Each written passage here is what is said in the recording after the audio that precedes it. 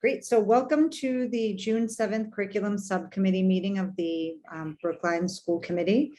Our May meeting was canceled, and so we've moved our agenda to our June meeting.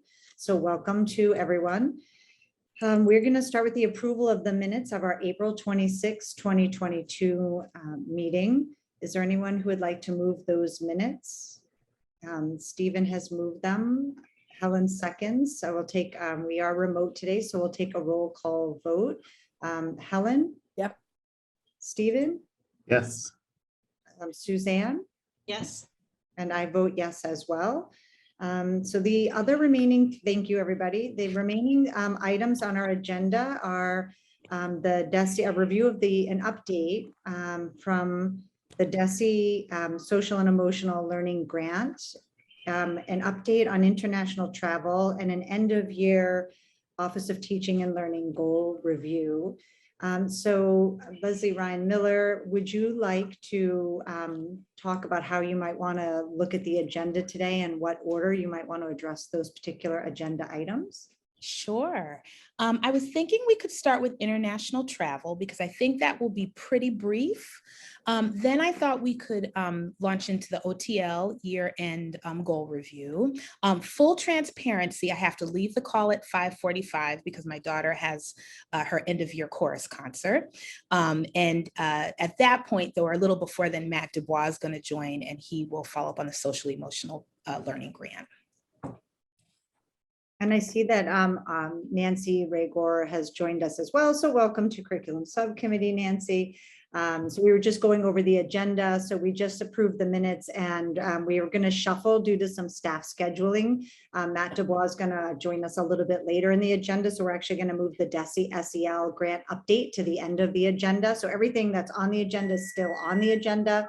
We're just going to move some things around. So we're going to start with international travel, and then go to the end of year Office of Teaching and Learning goal review, and then go to the Desi SEL grant update, and Matt Dubois will join us later. And Leslie has to leave at 5:45. So hopefully we can stick to, we used to do an hour and a half at Curriculum Subcommittee, and we've upgraded to 2 hours, and we're trying really hard to stick to those 2 hours. And we're going to try really hard for our last meeting of the year to stick to our goals.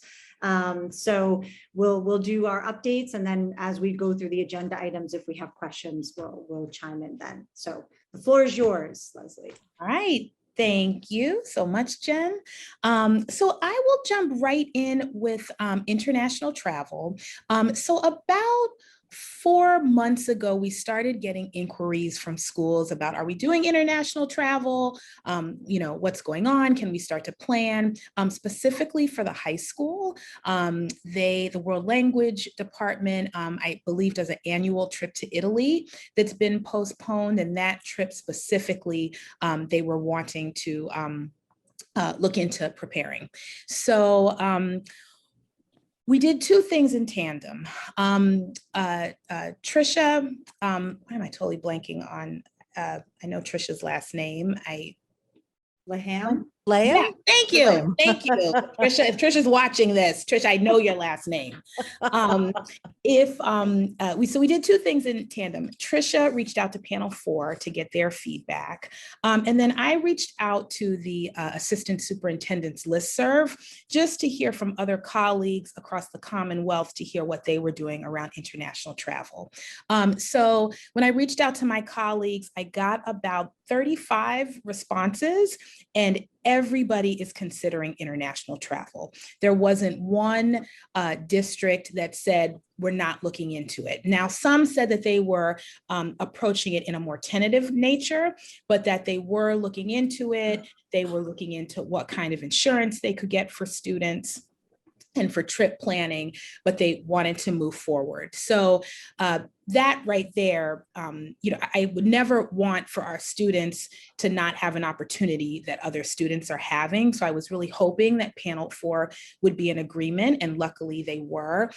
Just reading Trisha's notes, she said, the opinion of panel 4 in the health department this morning was that PSB should move forward with planning for international trips with all the contingency planning that we had previously discussed.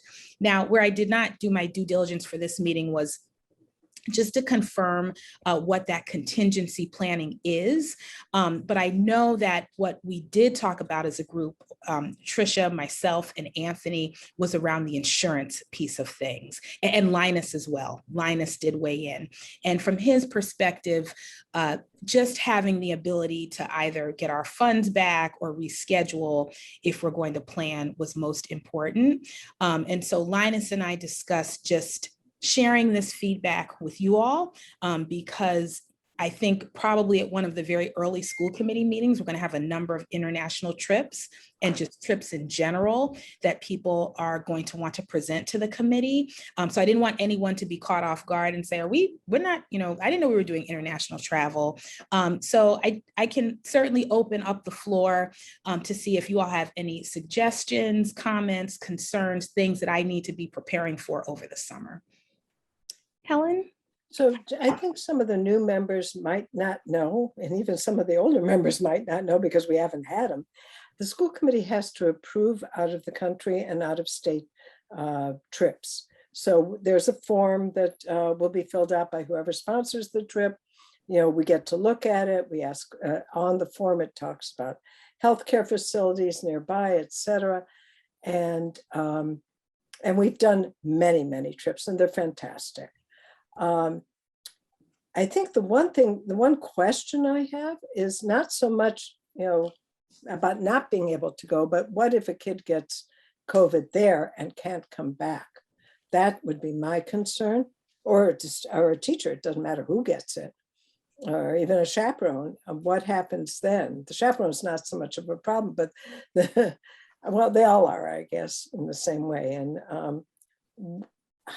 is there an even insurance for that? Because they're not going to let you back in the States until you're COVID clear. Mm-hmm. Yep. So this is really helpful, Helen. These are the types of questions that I'm hoping to surface so that as folks are preparing their requests, I can make sure that this is included. So I don't have answers to this, of course, but if you guys could just hit me with your questions, and then I will make sure that I have answers to them. One other piece, I think our policy says that we need to know about it a half year ahead of time or something like that. I believe it's 3 or 4 months. I think it's more than 4 months, but I don't remember exactly. The reason being, let me explain why. It's not that, somebody wants to schedule something sooner, but if there are kids who need to work to make money to go on the trip, if we need to find some, for the kids to be able to raise money for the trip, that was the reasoning behind the more time between the time we approve and the time they go. But I don't remember the exact policy. I'm sure Robin has it and could share it with you. I just want to interject because I did look it up when this went on the agenda. So I did look up the details, and I think I forwarded it to Leslie just because I have it. Okay, so I did forward it just because we had just recently, and I use that word loosely in our policy manual. So it wasn't several years ago, but relative to some of the dates, it is pretty recent. Within the last few years, we have updated specifically that policy. And so just to go through myself and look at it, the language does allow for administrative approval to sort of move around that timeline. So like we can approve those in the fall. I think the language of the policy is such that we can approve them then. I think that we prefer to plan long range, but I think that the language of the policy will allow, I think everyone should read it and interpret it at their own. But I do think that we can do it. I think you're right, Helen, we want to plan farther in advance so that we can have things like insurance in place so that students can fundraise. But I don't think, it is my hope that it wouldn't be prohibitive for us in the nature of things as they are, with the way we need, because of COVID, because of the way we've had to plan, because we want to be thoughtful about planning and we don't want to plan too far in advance and then have to cancel. So like that tentative balance, I think we find ourselves in right now. I would hope that we wouldn't have to limit it and say no right now, that we could begin the planning process. So I did look at it and I thought, well, I do think we could work within the confines of this. I don't think we're limited by our own policy that we bound ourselves, but I do think, of course, everyone should read the policy and interpret it for themselves and, and weigh in on that. But I felt comfortable looking at it. But again, more eyes are better than just mine. But there is an updated policy. And so members, should of course take a look at that around field. It's, I believe, under field trips, and that would be under overnight. There's a subsection for overnight out of country and out of town field trips specifically. And I had another question that I wanted to expand on, but Suzanne had her hand up before mine. I just wanted to respond right to Helen's question about the policy. Yeah, thanks, Jennifer. So Leslie, this is about the Chinese exchange program. It's actually a lot more complicated than just taking a week to Italy, I think. So I take it that it's certainly off the books for this coming year, that we're not doing an alternative, they come for a month, we go for a month kind of thing. Yeah. So unfortunately, the travel is on hold, but what we are working to do is nurture the exchange with the Czechs program to make sure that that doesn't fall short. So a number of members on the Chinese exchange team and I have met and we've been in touch. Jen is also on that planning team. And so one of the things that we've done is reached out to Newton Public Schools because they are also a part of the Chinese exchange program. And they've done a really good job of putting different pieces in place to make sure that although children can't travel right now, that we keep the relationship going. And that when things do open up, we're prepared to travel. And so one of the best practices that they put in place was putting FTE towards this interim year of work. So someone who has 0.1, 0.2 FTE that allows them just to engage with our partners in China. And also to communicate with Newton so that we're all aware of just what's happening, some of the best practices, making sure that the children are still in touch with one another. And Anthony did agree to that. And so we are moving forward with that next year. And so there's a number of actually things I need to follow up with that team, but we are working really hard to keep the relationship intact so that when it's time to travel, we're ready to go.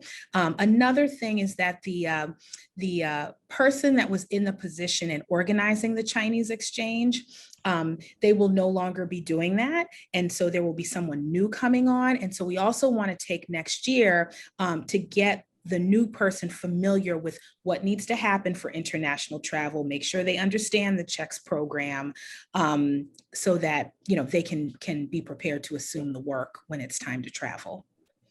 Thanks. No problem. Steve is going to be helping that person, Steve Lantos?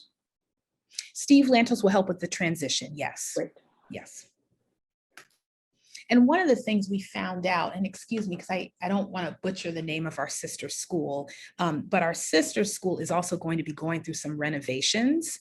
Actually, it's more than renovations. The school was basically, because it was their choice, they're renovating, they, demolished it and they're starting anew. And so we're also going to need to wait until the new school is built and ready to receive visitors. It's the Gaoshin School. Thank you, Helen. You're welcome. Thank you. I thought about going there, but I was you get to go. You know that. The senior staff have gone, school committee members have gone in the past. I've never gone, but others have. I'm waiting for my turn, Helen. I know Nicole went and Andrew went, and so I'm waiting. That I didn't remember that Nicole and Andrew went. I remember that other people did. And Barbara and Susan went with them. There was a delegation that went, and then there was a delegation that came right before COVID closed the schools down, and there was a celebration at the high school where a delegation came from China here. So, and then things sort of shut down. So I am glad that we're looking to have sort of a position next year that can keep that relationship going so that we can start the planning process when we're ready to sort of start that up full time. So we'll keep. And keep working on that. we are committed to that. I think the big next step is that creating the job description, and we'll post that over the summer. So then we can get the person in the position. So, I mean, we're all set to go, and Anthony has agreed to the FTE dedicated to this.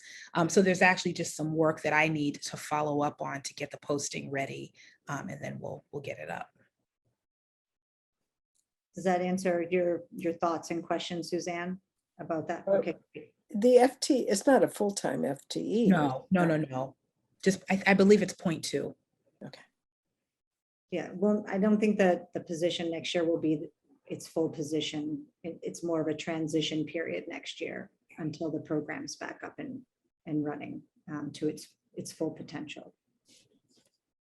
Because we won't be running an exchange next year. In fact, knowing there's construction, I'm not sure. I don't know what that timeline will look like, but I'm glad that the district is committed to keeping that work moving forward. So, okay. So I guess my question, Leslie, was more, I guess it's more of a request. It would be helpful knowing that the timeline is a little shorter. Typically, school committee approves those in the spring.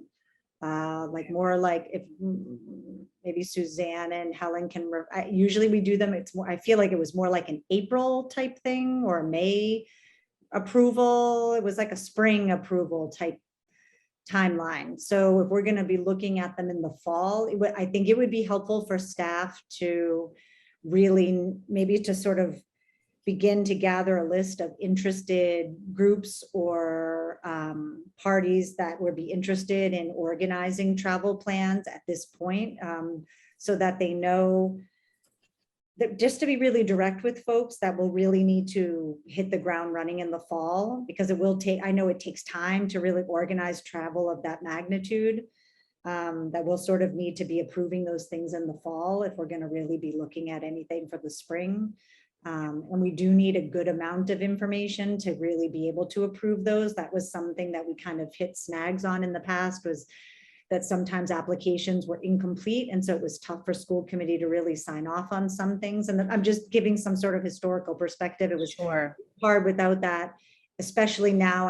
I suspect that people will have questions about what's the insurance piece? How do we know that students will be able to afford it and that they'll be able to get their investment back, especially with the concerns around health and safety and being able to get kids back, if they were to get COVID or staff members. So just being able to line up that piece. I don't know if there's any work that we could, support, that insurance piece over the summer, so that we'll be able to provide staff with that information in the fall with that planning piece.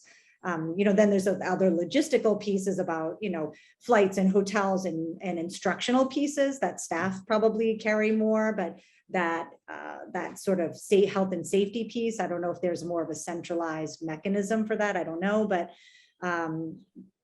there was, sometimes we'd get late applications, and I think that'll just be it seemed like maybe there was some uncertainty in the timeline for staff in years past. I just think that the more clear that we can be, I think it'll just be really tricky. And I don't want folks to be disappointed that we won't be able to approve stuff. So Sure. I guess that would just be my suggestion, just to as clear as we can be. That would be helpful. And I would just be curious to see how many trips people are intending or hoping to run. That would just be helpful information to know about how many we think we might run, even if they don't all run, or if we run more. It just be I'm kind of curious to see what people are thinking they might do. Where are people looking to go? How many trips are we thinking we might run? That would be interesting to know. That sounds good. And I'll make sure it goes out in the first edition of News You Can Use, which is the newsletter that OTL sends out. And, our first one, we send out at the beginning of August. And I remember even this year when we sent things out, Betsy made sure that I included international travel. So I'll do that again. We're also happy to proofread applications. We've had a couple of applications just for out-of-state trips that I've noticed exactly what you said, Jen, that they're not always complete. Like there's a question, where's the nearest hospital? And I remember someone saying, oh, there's hospitals all around in a 10-mile radius. I'm like, what are their names? Because with COVID, we need to know exactly what is going on, so we can give people feedback and make sure that they're ready. But I do think that the school committee is going to have a number of trips to look at in your first couple of meetings, especially the out-of-state trips. They've been ready to go and we've held them. I'm sorry to interrupt. I see there's two hands, but just on that point, you have to approve them. The high school principal or the principal who's going has to approve the trip. And if it's out of state, we have to approve it. Yes. Okay, Yes. just so that's clear. Okay. Yes. Yep. Great. I think I saw Nancy and then Stephen. Can I just get a little bit of clarity on the out-of-state school committee approval? Is that like, again, Helen, is that like where, Jennifer, is that like 6 months prior to even just a field trip? Or is No, that out of because they have state is not that kind of thing. It's out of the country that's the longer it's- amount. Jennifer read the policy. I don't remember exactly, but I know it's not that much time. okay, so if anybody wanted to do a field trip out of state, that's not a 6 month. No, no. Oh, okay. So that's question one. And then question two, regarding funding around that, does PSBMA fund that or like, no, so the kids have to go and fundraise for that? Either Can the BEF fundraise. Can the BEF step up and help pay for some of that? Would that help to? Don't. They That's do not- not fund student activities Oh, they don't fund. as, they don't as fund- part of their mission. Yeah. Okay. Interesting. But we do require that if any kid can't afford to pay, that they figure out a way to make that happen for children who want to go. The Typically group staff and the, Yeah. huh? I was gonna say typically groups. Like fund- PTO, would PTO step No, up in the high Well, school or? say- I'll just say, for example, I don't know, I'm gonna make a hypothetical and someone correct me if I'm wrong, but say, I'm gonna totally make this up. Say cross country wants to go and compete out of state at a championship something. Helen, am I on the right track here? Well, the sports teams are a little different. Okay, so not that. Might be up Okay, Eighth something grade else. trips, eighth grade trips. Eighth grade trip, that's right. Is a good example. So every year in the past, we've had eighth grade trips to New York, to DC, and I can't remember where else. I think one to New Hampshire or Vermont. One school, I think Pierce used to go up to the farm school in Vermont. And those trips, the eighth graders have bake sales and do things to raise money, to either lower the price or to support scholarships for kids. And the principals are involved with also helping to make sure they have some sundry funds sometimes that can help with some of that. Okay. Thanks. Stephen, did you? That still was, that was my question. I'm good. Oh, okay, so I think we've covered, unless anyone else has another question about international travel, Leslie, I think we're ready to move on to the. Did you have another question, Nancy, or is that the same hand? No, I'm just wondering, how can we find money, create something, an endowment, go shake some money trees in this wealthy town and create a fund or something so that everybody can always feel like they can go and not have to worry about that. You know what I mean? Like whether or not what a wonderful, remarkable opportunity for a high school student to travel to China. Oh, by the way, I'll chaperone for Italy in case you need one. I'm raising my hand for that. Yeah. This is a great question for the finance committee, Nancy. Are you a member of the finance committee? I'm trying. So yeah, I just don't want, I don't know. It is a stipulation that there is a stipulation on all of the field trip and out of state travel that all students, regardless of financial ability, are able to participate. That's why there's that sort of piece in there about fundraising. Make sure that all students are able to participate. Okay. So Thank you. that shouldn't be a limiting factor. Finance hope should not be not. a limiting factor. That's specifically why it's in there, so that there are mechanisms in there set in place so that groups and like all sorts of community supports can sort of rally around that and fundraise. Okay. Thanks, everyone. Thanks. Suzanne? Yeah, I just had a quick question around, I don't know if it's a quick answer, but around requirement for vaccinations, boosters. I don't know where we're going to be with the pandemic next year, but can we require that, or what? I don't know how we do that, especially if there's a student who can't be vaccinated or won't be for medical reasons. Would they be excluded? Can they be? I don't know what the answers are. There's some questions around that. Okay, They I added that to the list, and I'll ask Tricia about that. They would have to be excluded. I mean, it's country policy, not school committee. I mean, For international, you mean, but I'm also thinking with across state lines and overnight, anything overnight. The receiving country may require it. Yes, they may. Well, the US does on reentry for a lot of places right now. Okay. All right, it's almost 4:30. We're gonna move on. I think we're ready to move on to the next topic. Sure. I'm just gonna share my screen. Second. Okay, am I sharing? No. Yes? Not yet. Am I sharing now? Yep. Okay, and are you guys seeing the curriculum subcommittee? Oh, okay, good. All right. So, it was interesting because this year has really flown by. I went back to look at the first subcommittee meeting where we talked about OTL goals for the year. And we've been updating you all just on some of the high leverage work that's taken place in relation to the goals. But Gabe, Michelle, and I did want to walk through each of our goals just to let you know where things are, where we've had success, where maybe not so much success, places where we're really trying to focus efforts. So we wanted just to take a moment to walk through each of the goals. Michelle, Gabe, and I are going to present on particular goals. And please, I want this to be informal. If you have questions along the way, you don't have to wait till the end, and you can just ask them whenever you're ready. And so, hold on one second here. Okay, so this is one of our first goals, and I'm actually going to turn it over to Michelle for this one. Great. And I feel like this is sort of a little bit of deja vu because about a year ago, we were sitting here having this similar conversation about where we were with essential curriculum.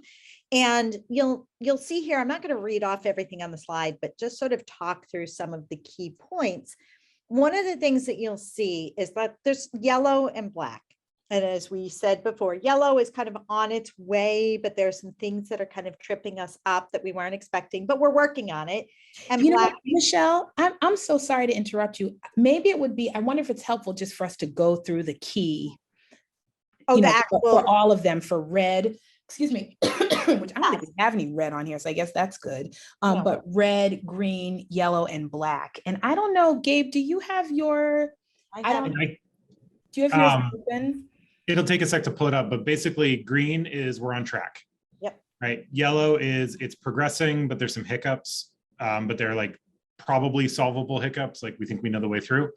Red is we are seriously blocked for some reason that in some ways is usually like out of our control.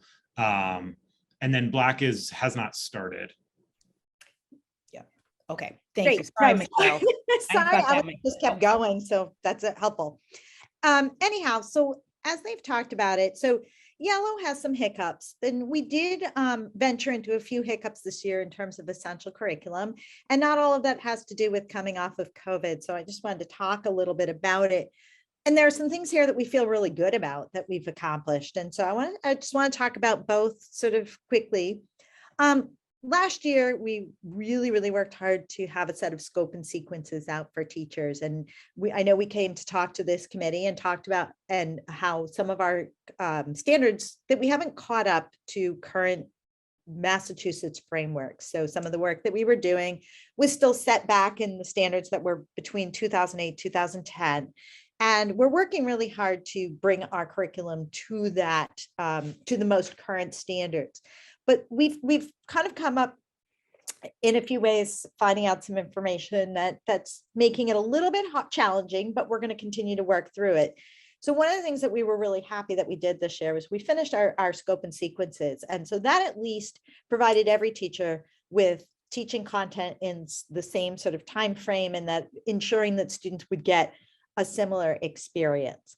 What we are still working to do is to actually identify and narrow down how much content there is. And I'll talk about that in a minute as to why why we're still working on that. The other thing that we're excited to share with you is that by the time school opens in the fall, we're going to have new overviews on the website that are in line with what we are currently teaching. So if you look at our current website, many of those documents haven't been upgraded in probably 5 to 6 years, I think we decided, and therefore the content isn't current. And so we want to make sure that families have the same information about what we're teaching as teachers do, and therefore are able to use those for conversations. And that kind of wound up getting in front of some of our continued curriculum development, because we thought it was important that families be able to come in and have conversations and have the information with staff around how their students were progressing. A couple of other things is that we have had work going on especially in social studies and science, to kind of update some units. We have a pilot going on in social studies right now with K to 2 teachers. Third grade in science has been doing a pilot, and 5th grade in social studies has been doing a pilot, and we've been working towards the civics work in 8th grade. And so we have a lot going on. It's just that we aren't able to get it all done at the same time. And here's where one of the things has become sort of tricky. We have hit a few things that are structural in the district that make this work difficult. One of them is, and we've talked a little bit about this, the length of our school day. And that, combined with some things that we've learned in our wellness policy and some pieces of the last override, have made it a little tricky for us to really narrow our scope and sequence down to what we can do in a day. We are, as a district, sort of struggling with the length of our school day to meet the time on learning minutes. And we realized this week, just as we were looking, is that within the wellness policy itself, just as an example, you have 300 minutes a week of lunch and recess because of the way the policy is written and when students get their food and then get recess. We only currently have anywhere from 90 to 180 minutes of social studies at the K-5 level or science at the K-5 level every week. And so time that must be set aside based on that policy is really moving into our instructional time. And so we're trying to figure out how to balance how much content we do when we have to meet that policy. Another piece that sort of we had a realization about is in, for example, the last override. The override talked about lengthening the school day so that we could add in the world language, but it didn't lengthen enough and take into account other things that were going on to the schools. So like we struggled to get our world language in. And so these are just pieces that we're trying to get our heads wrapped around, make plans around before we try and increase content that we're asking teachers to do or change content on teachers. And so that's some of the things that we are just problem solving around. I think we can meet all of these goals that we've set. It's just that it's going to take a little longer as we negotiate time on learning, the time in the classroom that teachers have, and the schedules for the schools. And then the last thing is, you'll see that we haven't, and I know this is something that the committee is really invested in, are the things like project-based learning. So One of the things about project-based learning are some of the nuances, and I think we talked about it several meetings ago, the nuances around how to plan for that. And we want to do it. So we want to make sure that our content is the most current so that our coordinators can work with teachers to engage in the project-based learning. That is actually one strategy for addressing that the time on learning is tight in the district. And we've had that finding that like we have too much content to teach in the time that we want to teach it. And so that is one way to address it. And so it is important to us to get started on it, but we were trying to sort out some of these other things first. So I'm 100% positive that that goal will continue into next year. And if I could just add, one of the things that we did have a number of feedback sessions scheduled with educators just to get their feedback on how this pilot year went with the essential curriculum scope and sequences, but they just really weren't well attended. I was going to show you guys this. I got this in the mail the other day from the Harvard Graduate School of Education. If you can't see, it says, "Teachers are tired." And I think that really limited some of our participation this year. And so we're going to need to pick up those feedback sessions again next year. So it's not that they weren't planned. We just didn't have the type of participation that we would have wanted to have so that we could then get teachers' feedback and integrate that feedback. But the one thing that I'll say that I think is really encouraging about the essential curriculum scope and sequence, along with time on learning, is that when we have the scope and sequences laid out the way that they are, it allows us to look at our content both horizontally and vertically. And so what we're then going to be able to do is it's really going to set us up for curriculum integration. So while we have, some of these challenges, like, we have certain policies that then require more time, while that's a challenge, really the wave of the future is the integration of curriculum. And so those scope and sequences are going to allow us to be in a good place to start to do that work. So one thing that I would change as we reiterate these goals and make edits to the goals is with the project-based learning as part of the core instruction, also curriculum integration as part of just how we deliver instruction. So that's something that we're also going to add when we update our goals. And one last thing, Leslie, I didn't cut you off, did I? No, you're good. Okay. One last thing that also wanted to add is, I didn't talk about the professional development at all. We're going to talk more about it a little bit later. But to identify the professional development to support this, we've had some creative ways of doing that this year. And for example, one of them was the lesson studies done by the math department. So with the implementation of K2 math this year, one of the ways to really work with the teachers on that implementation was to do it at the classroom level with a lesson study, either run by an outside provider or one of our math specialists. And it's yellow because because that's still just, again, time is really tough, but we're continuing to find ways in which we can do that. And so, I think that the hiccups are the timing, but we've been able to work around that. Any questions here before? Okay, Suzanne? So I assume we're kind of really talking about pre-K to 5. Yes. Middle grades and high school completely different. And I figure they've got this scope and sequences figured out. And they work together. They just, that's just what they do. But, in pre-K to 5, they all kind of mush together. The day isn't delineated in a way that you'd say, I'm going to math class, I'm going to English class, I'm going to science or social studies. So it all kind of comes together. And so are teachers expected that they will teach the frameworks for social studies and science? I mean, that's an expectation that we have. Yeah. But before I say that, we have to narrow it down. We cannot teach everything that's in the frameworks for social studies and everything in the frameworks for science. We do not have the time in our school day to integrate that.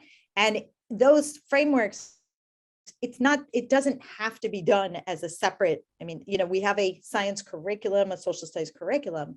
However, if, for instance, Leslie was talking with a teacher last week who's like, yeah, I'm looking at the new social studies curriculum and I'm actually using my my writing time to integrate Right. the content because I'm writing about informational reading.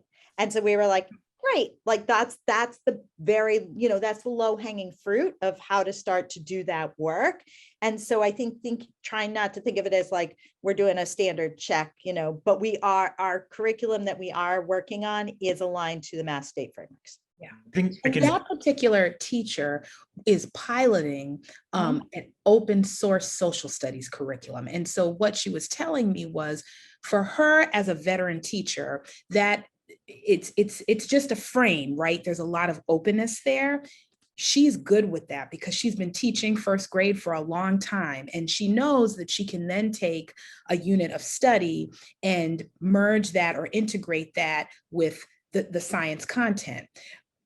So that's a learning, right? And that's something that we need to consider as we're piloting these curriculum. But then also she said that for a new teacher, this open curriculum is going to be really tough because they don't have the same background knowledge and content knowledge that she has. So there's just these different pros and cons that we have to weigh. But eventually we really do need to get to a place, even if we had a longer school day, where the content is integrated. Right, because the kids can only focus for so long and so much, but it helps me, I don't know if it works for anybody else, to think more of reading, writing, and math as kind of skill-based in some ways, and use the content in more social studies and science. You have to practice skills, I get that, but there's not a lot of content around the writing except for units of study that we create. And some of that content could be social studies, for instance. And that sounds like that's what this teacher's doing. Right. And I think that's so if the way we think about it is and something that we haven't talked a lot about, but started to, because I think Greg and Emily both brought it up in theirs. There are certain dispositions that we want students to have in order to have access to content. So when we talk about our curriculum in general, our curriculum is the way in which the vehicles in which students get the curriculum is through those dispositions. And so, for example, as you were saying, students are comparing and contrasting content in order to build their own lens around things. And that's done through writing. It's done through debate. But those dispositions, throughout using those types of things, students are learning a vast amount of actual content, whether they're talking about two scientific theories that are opposing, or whether they're talking about times in history repeating. So I think it's, I don't want to get too into the weeds of like the checklist, like I'm going to learn to add and subtract, because add and subtract has meaning in many other places in the world, and you need to make that meaning yourself and be able to use it towards your things. But again, there are still some very specific skills that we need to teach students. And so we just want to make sure that you're not, that we're not presenting that we're, doing a lockstep program as our overall work. Thank you. I mean, there's a lot more I can say, but I'll let others speak. Helen, I think you were next. I don't know, Jen, if you're calling on them or if we could It's just. hard to, I'm trying to scroll, but I think Helen pops up at Yes. the top. So I think she was next and then Stephen. Great. Yeah, so you keep on saying our day is short. How much short is Well- our day? How much short is our year? So our year is, 181 days is 181 days. So like that part we meet.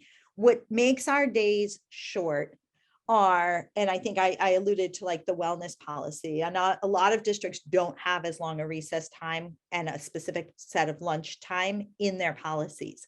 And so what happens is that takes up almost an hour a day, because that means scheduling kids to move through the cafeteria and have enough time in the cafeteria and outside to meet that policy. And what happens is schools that have smaller spaces and stuff need more time to move kids through. And so time, that just is snowballs. And so and the other thing is that we value a lot of really exciting things in Brookline. We value our music program. We value our world language program. We value our visual arts program. We value multiple programs. And each of these programs gets a larger delineated time than it may in other places. So a 6.5 hour day is probably on the shorter end, or is on the shorter end of the state. There are school districts that have longer days. However, they have longer days and not as many programs going on throughout a student's school day, especially a K-5, than we do. And so we are trying to put more into a day than we have the time to do. Yeah. And one of the things, you know, Michelle researched was other districts that have world language, specifically K-2, and how they, you know, they do their core business every day. And what we found was that they've made trade-offs. So they may have less music than we have, or less art than we have, but they've given up something for, let's say, world language. And so, you know, they're just the decisions that different districts make, and there are, you know, impacts based on those decisions. And so, you know, that's where we are. But I'm sure that many, places like Newton and Lexington have just as many programs as we do, K-8. Are they a half hour more a day? Are they an hour more a day? What? So I'll let Jen give that time.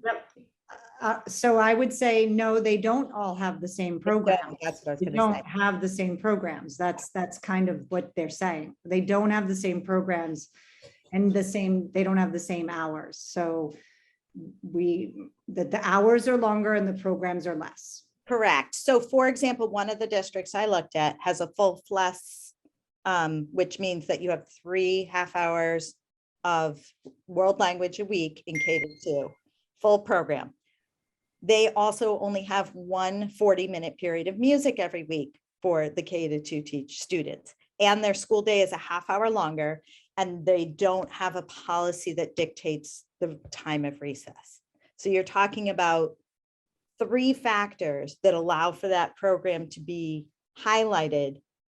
But what we have is the need for the world language multiple times a week, music multiple times a week, a shorter day, a longer recess.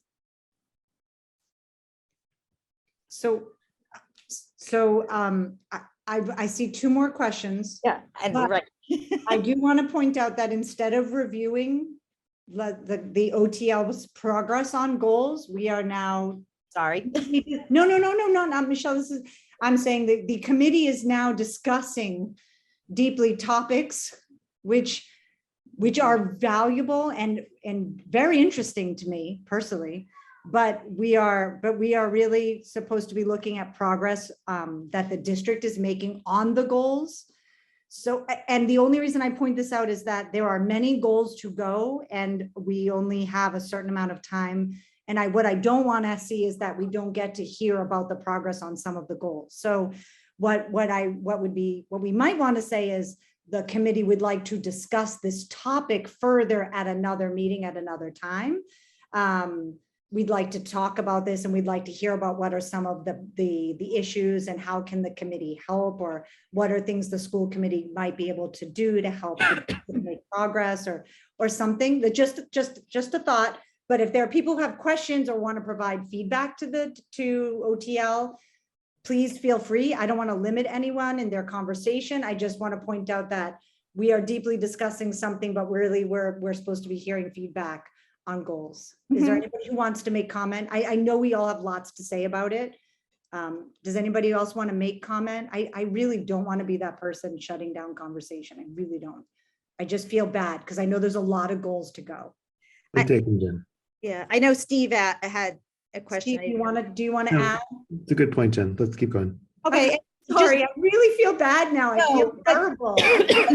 Just to close this out, you know, our job is teaching and learning, and when things like this sort of hinder the teacher and teaching and learning, it makes the process of getting these things around our particular goal accomplished. And so it's an important conversation to have, and I appreciate the time that you gave it.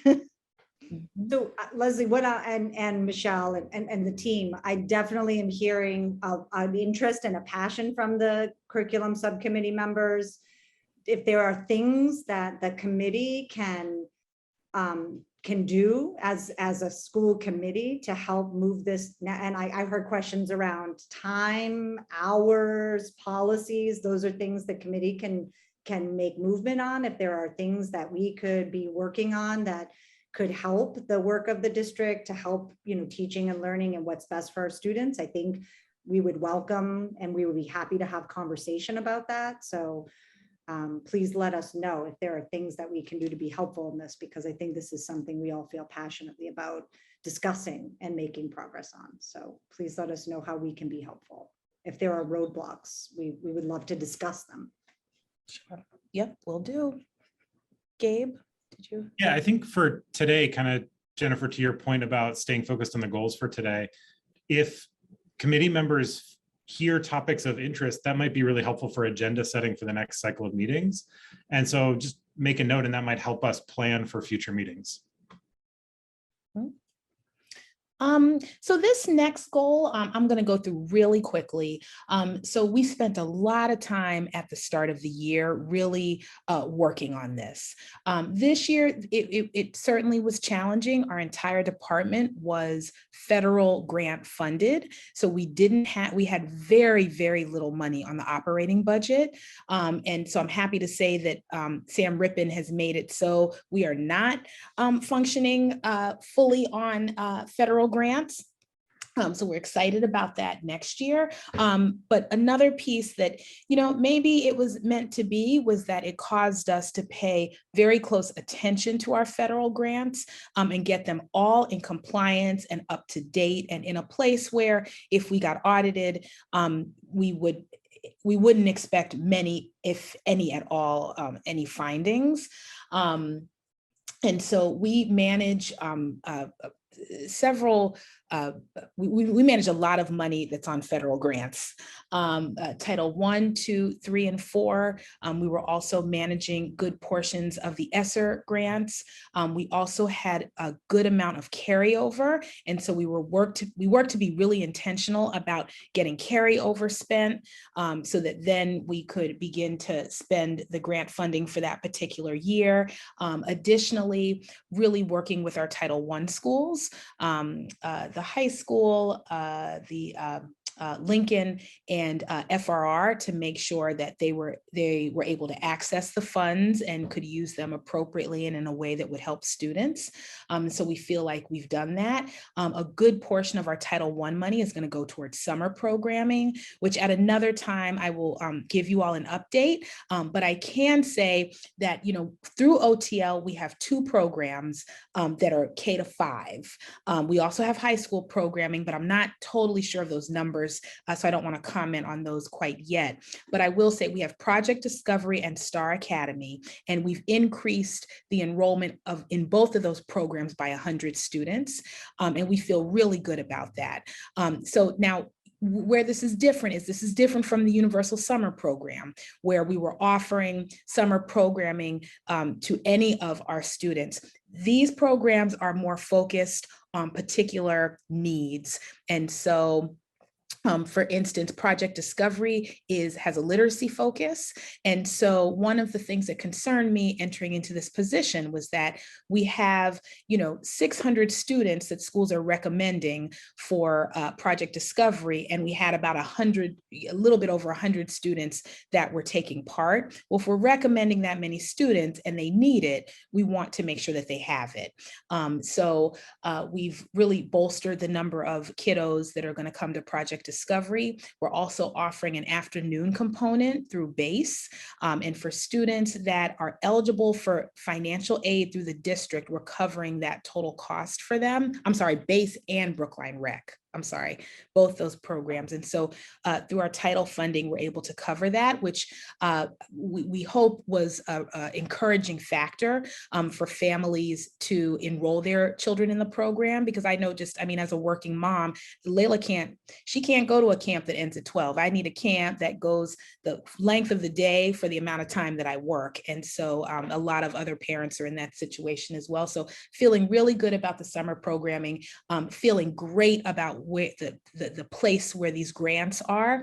In the past, we were supplanting with the grants, which is not allowed. And so we got those positions off of the grant. We moved them to the operating budget. And so again, we're in full compliance. So I just want to say I'm really proud of this work. And it was a team. I mean, this continues to be a serious team effort with Gabe, Michelle McComiskey, who is one of the clerks, and Kelly Durgan, who manages the grant. So really happy about that.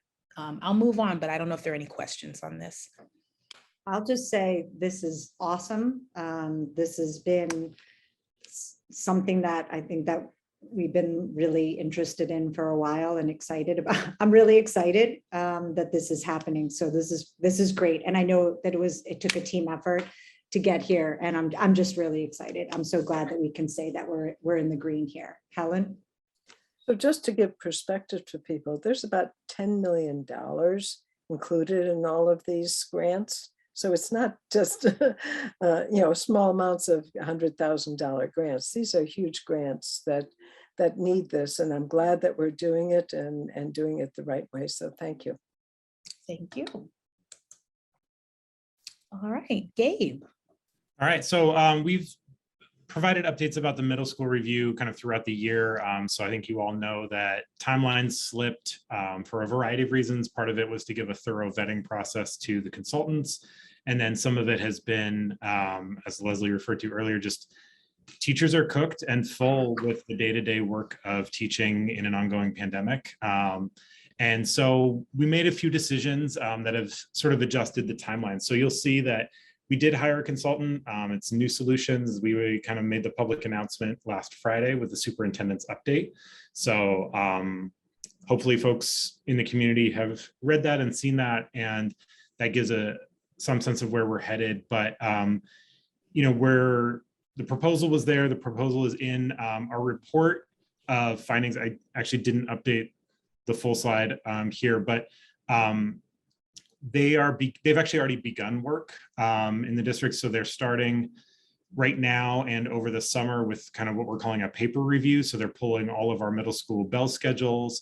They're working with our data department to pull staffing lists and where students are enrolled, so they can really do a deep, thorough look at all of the data over the summer when we don't necessarily have access to teachers in the same way, right? And they don't have access to schools. So that way they'll have kind of a preliminary set of findings before school even starts in September. Additionally, and actually as early as tomorrow, they'll be doing interviews with our building leaders and members of senior staff. We're doing kind of a quick initial, again, for folks who work during the summer, just to get the baseline of like what's going on in middle school and what do folks think. And then the intent is that we'll do the much deeper and broader community work, engagement with families, engagement with staff, engagement with students, hopefully, including like recent graduates, like current high school students who have been in middle school recently. That will all kick off in the fall and into the winter of next year. So our updated timeline is that we hope to have kind of the full report of findings closer to April 2023. I'm hoping that the folks at New Solutions can work a little bit faster than that, but we want to balance speed with thoroughness. I think the timeline challenge is if we can get their findings around the right budget time, that allows us to think about what we want to implement or how that might impact things for fiscal year 24. And if we're too late on that, we have to wait a whole nother year just because of the way the budget cycle works. So we're trying to kind of ride the line on speed and thoroughness there.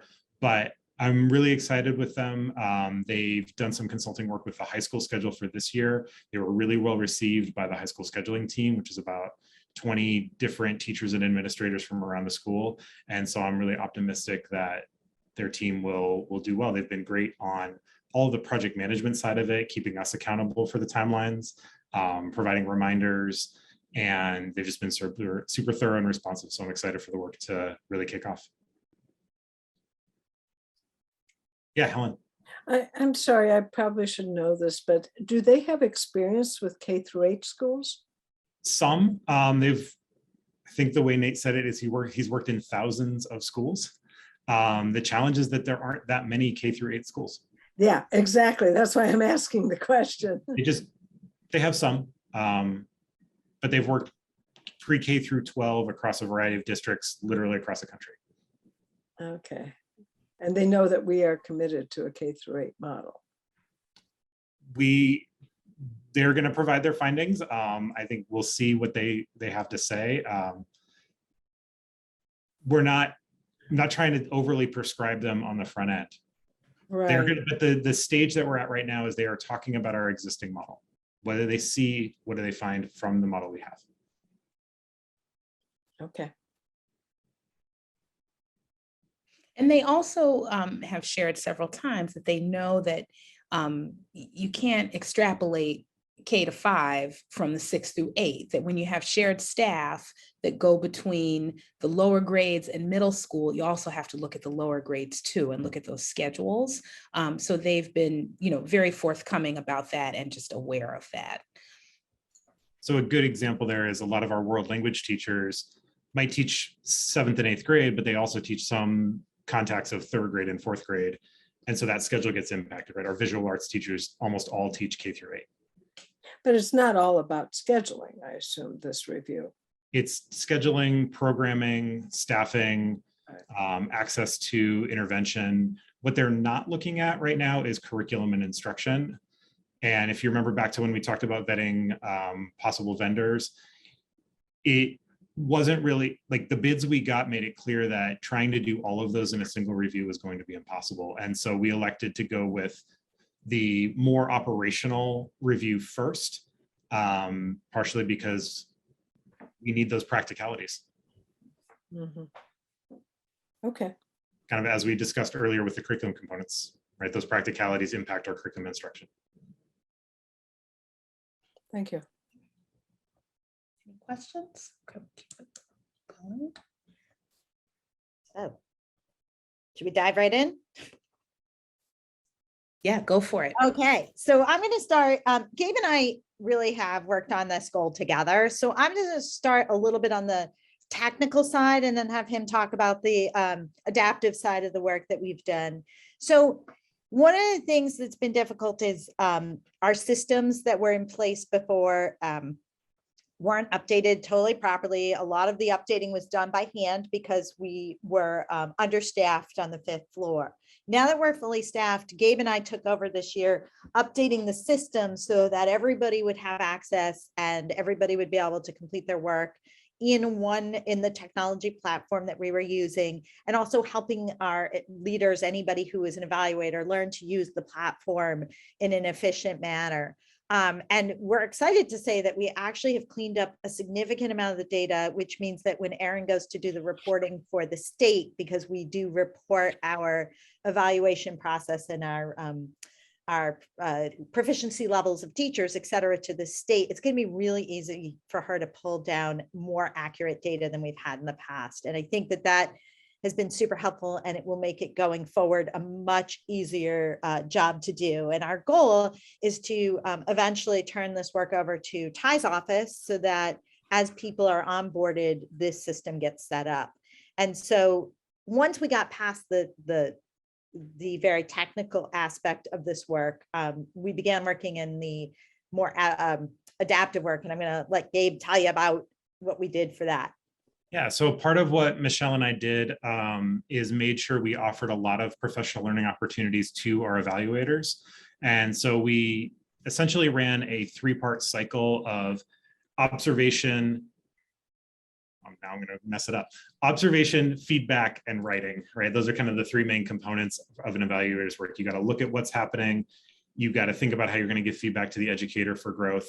And then you got to actually do the writing task. And then we offered separate sessions for the summative and formative evaluations, which are sort of the mid-cycle and end of cycle write-ups. And we had a pretty solid attendance, especially by new evaluators and folks hired in the last couple of years, because if you were hired last year, our evaluation system was a little bit different because of COVID, right? 2 years ago was disrupted.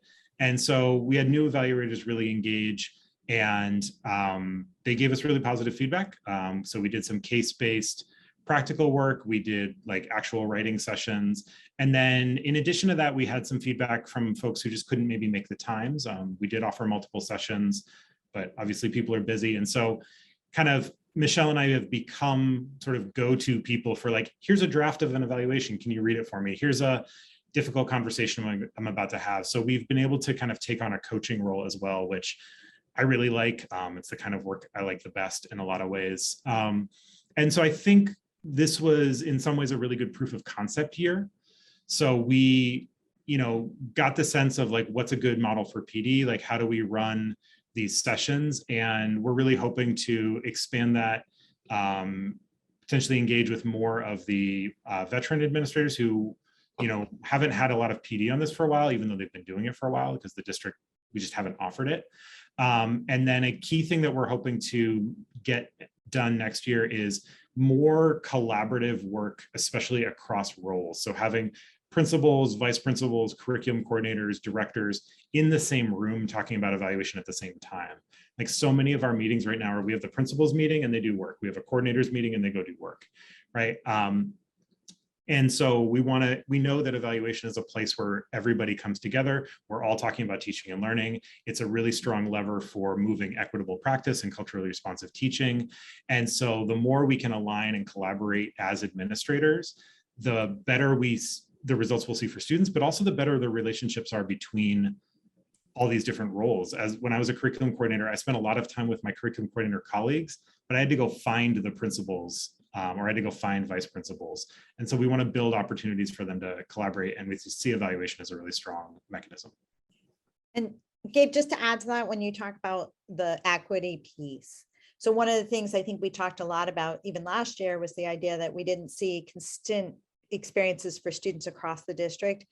This, looking at instruction and being able to give similar feedback and having the same lens as to the expectation we have of what goes on in the classroom, it could be one of the, like Gabe said, the biggest levers to be able to give that feedback and know that like that same practice is translating from school to school or principal to principal. And so I think that norming is going to be huge. And I think we're well on our way to being able to do it.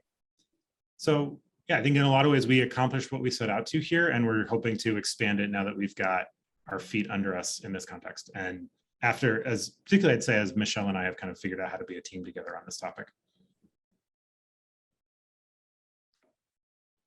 Suzanne? Yeah, so this is fabulous work. I really think feedback evaluations are so critical and important.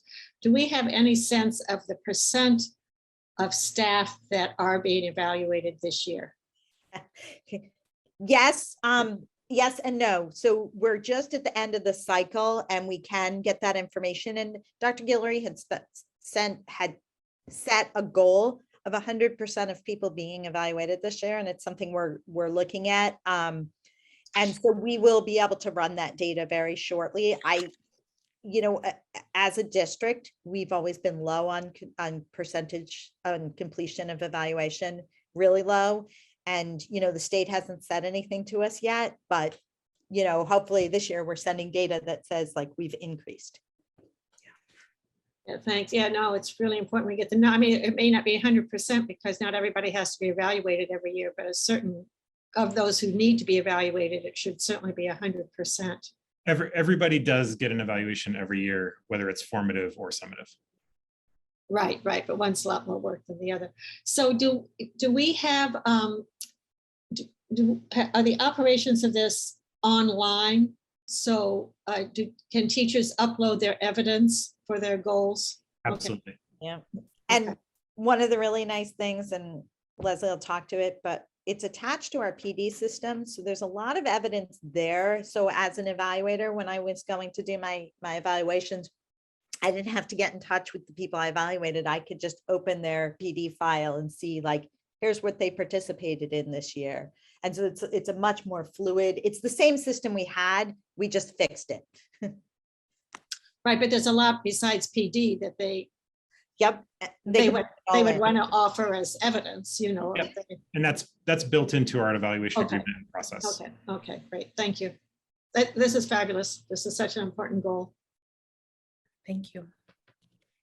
I guess I'd say one other thing just quickly. I'm sorry to, you know, there's, I get lots of information. There's lots of good stuff out there in this field. It's finally really taken off in the last, I don't know how many years, but I hope that Michelle and Gabe have an opportunity to do training for themselves because you're coaching others. Okay, great. Great feedback. That's excellent feedback. Thank you. I saw Jen, Nancy, and Steve. Yeah, I just wanted to say thank you. I'm so glad to see that our numbers are increasing, that our goal is 100% and that we're moving towards that target. That's fantastic. And I guess I just wanted to take this moment to sort of, I've been sort of making this future agenda sort of list of things that maybe committee members are interested in. And I had that first item that we were talking about in depth. And I just wanted to sort of ask in general if there were other items. We've gone through a number of goals now. If there were other things that committee members wanted me to sort of add to this future agenda list of items that they were interested in talking more in depth about on any of the previous goals that Leslie had just gone over, Leslie, Gabe, and Michelle had gone over. So if there's anything people want to bring up to add to this list, please just let me know and I'll add it to this ongoing list that I have. So that's just more of a shout out to other committee members to let me know if there's things they want me to add. So thank you, Leslie and Gabe and Michelle for this update so far. Great. Nancy and Stephen. So I have a newbie question, and sorry, I don't mean to waste anybody's time, but it's something I've always wondered about. What happens when teachers or educators don't make their goals? Sure. Yeah. No, go ahead, Gabe. It varies. I think it depends a little bit on kind of how close and did someone make a good faith effort. And part of what we try to say in the evaluation work we do is the evaluations for growth and improvement, right? And so if someone made a good faith effort, there were things outside their control, right? They didn't necessarily meet their goals, or maybe we realized that goal actually was unreasonable. We thought it was reasonable at the time, and now we've realized that actually things don't work the way we thought. This happens a lot with new teachers and new evaluators, especially when they're both new to the process, right? And then it's very different than if someone didn't complete their goal, but it was kind of through negligence, right? And so like, oh yeah, I knew I was supposed to sign up for the PD and I just never did. And I know you gave me those materials to read and I never really read them, right? Like that's a much more serious kind of version of it. And so we have an evaluation agreement with the union that actually is kind of in need of revision. It's quite old at this point, but it spells out kind of all the processes of, if someone has not done satisfactory improvement, like they move to a different plan and it's a little bit more directed, a little bit more hands-on, the evaluator can make the goals for the educator. So that's available on the website. It's a lot, it's like 40 pages, but essentially like there's a step process by which there's kind of increasing focus and attention and direction from the evaluator. And Gabe, can I just clarify one thing? It's not only about the goal. So the teacher evaluation system, you do set goals. You set goals about what you want your students to accomplish based on your work, and you set a goal for yourself about what you want to learn about your profession. Those actually are important, but they aren't the sole driver. The driver is really using the evaluation rubric set by the state to determine, are we meeting the practices needed that have been researched and determined about student support. So I think that if we move a teacher on to get more support, either going through the processes in the contract, it's not necessarily about their goals so much as about their impact with students. And I'd imagine Michelle and I would be happy to like go into detail with Yeah, this. we have Yeah, I have lots of questions for you, but I won't wait. Reach I won't out. take We're up a here. whole, I would love to. And I will, and I'll bring you cookies. Nancy, just heard that. just to help Nancy a little bit, Yeah. the evaluation form we're using for the superintendent is similar to Oh, the that is helpful. staff. Suzanne, I know I owe you a phone call, and I Yeah, fully well, I'm intend to. just, so you're not completely unfamiliar because you're now looking at the superintendent. It's not exactly the same, but the idea of goals and indicators and many of those are similar. So that just to give you a little thought there. And then question 2, how did the goals compare this year, given contract negotiations and what have you? Were the goals updated? Were they adjusted in any way? It's probably too difficult to generalize. Fair enough. I think the big thing is most folks set goals at the beginning of the year. And so, yeah, I'm not gonna speculate. Okay. Thank you. Stephen? Hi, just a small question. What's the total number of hours that teachers are required to spend in doing professional development? That's question 1. And question 1B is there like a master list of professional development modules that we are expecting teachers to take over the next year? So that's an excellent question. So one is that there's not really a set number of hours that we expect teachers to have. And this is actually, we're going to talk about this a little bit when we get to goal 6. That is one of the things that has been hard in terms of implementing professional development, is that we don't have a requirement. So for instance, when I was in Boston, teachers in a regular, what we call regular school, not pilot, not, whatever the different types of schools there were, turnaround, they had 18 hours of professional development that they had to take part in. We don't have that here. And so that makes it difficult. And I think one of the things that has certainly been a challenge for our staff is that they're very used to taking professional development during the school day.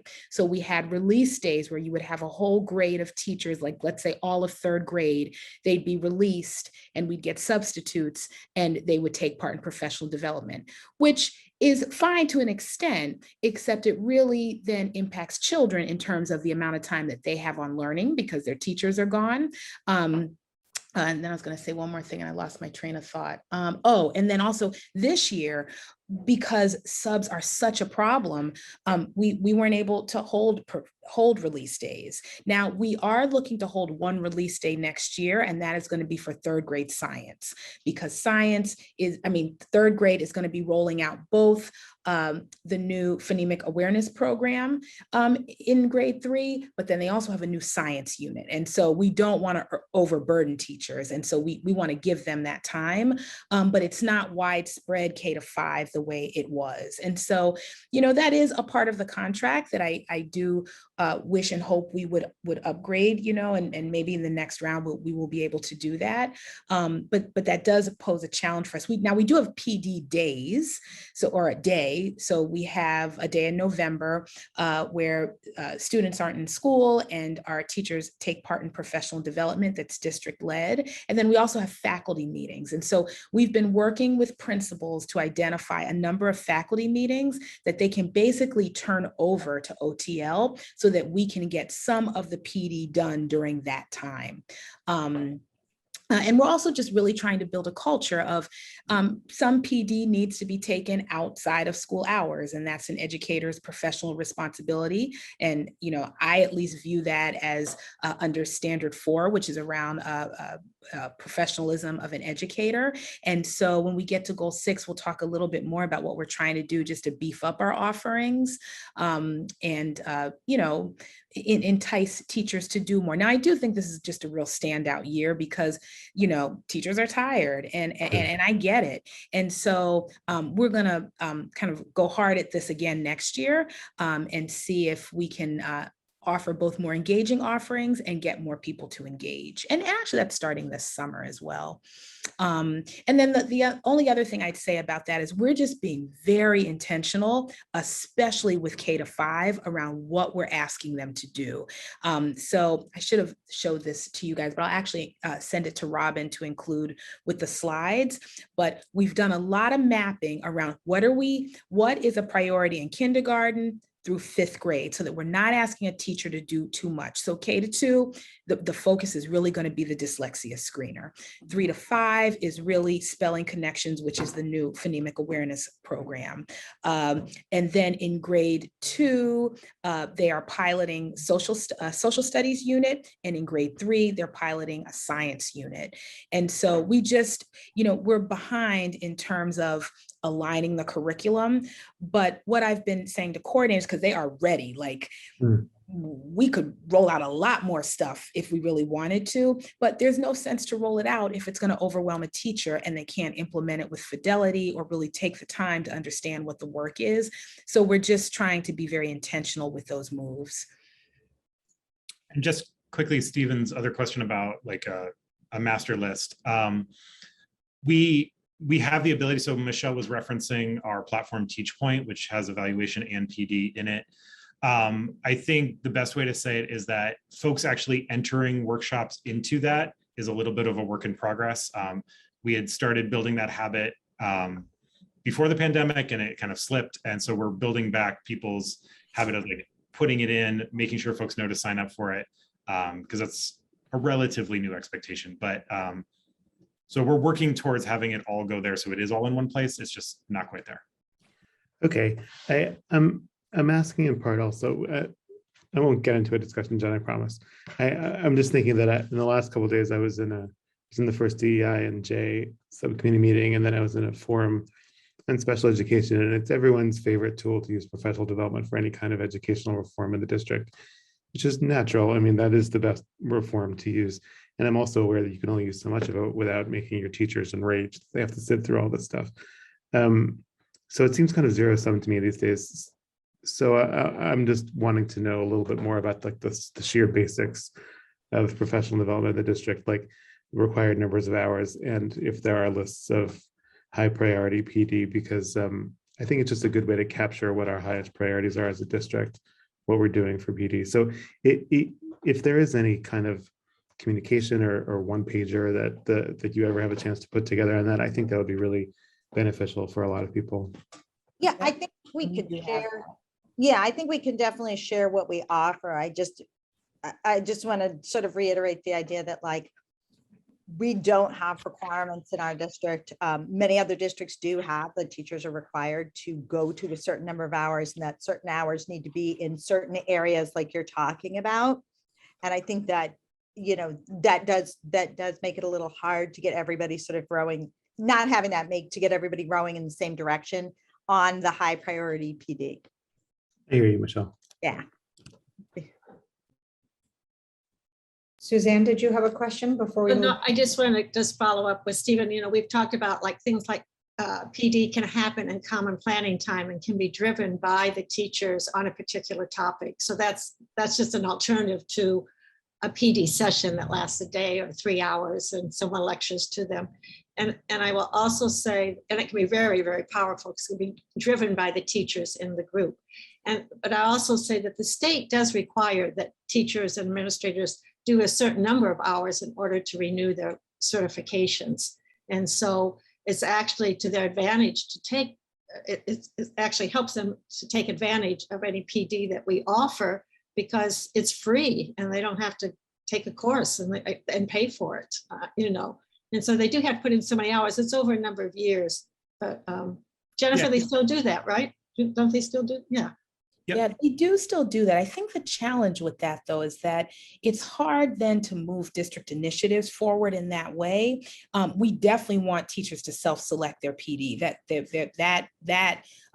is something that I want as an educator. But there are times where, like Gabe said, we need people rowing in the same direction, and we don't have that time to get that row going.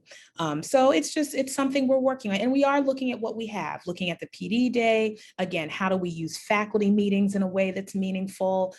So, figuring out how to use what we have. And Leslie, one thing just to add is that teachers can fulfill their PD requirements for the state very easily by faculty meetings and things in their school without having to go to a lot of external or district-wide PD. So they can recertify very easily that way.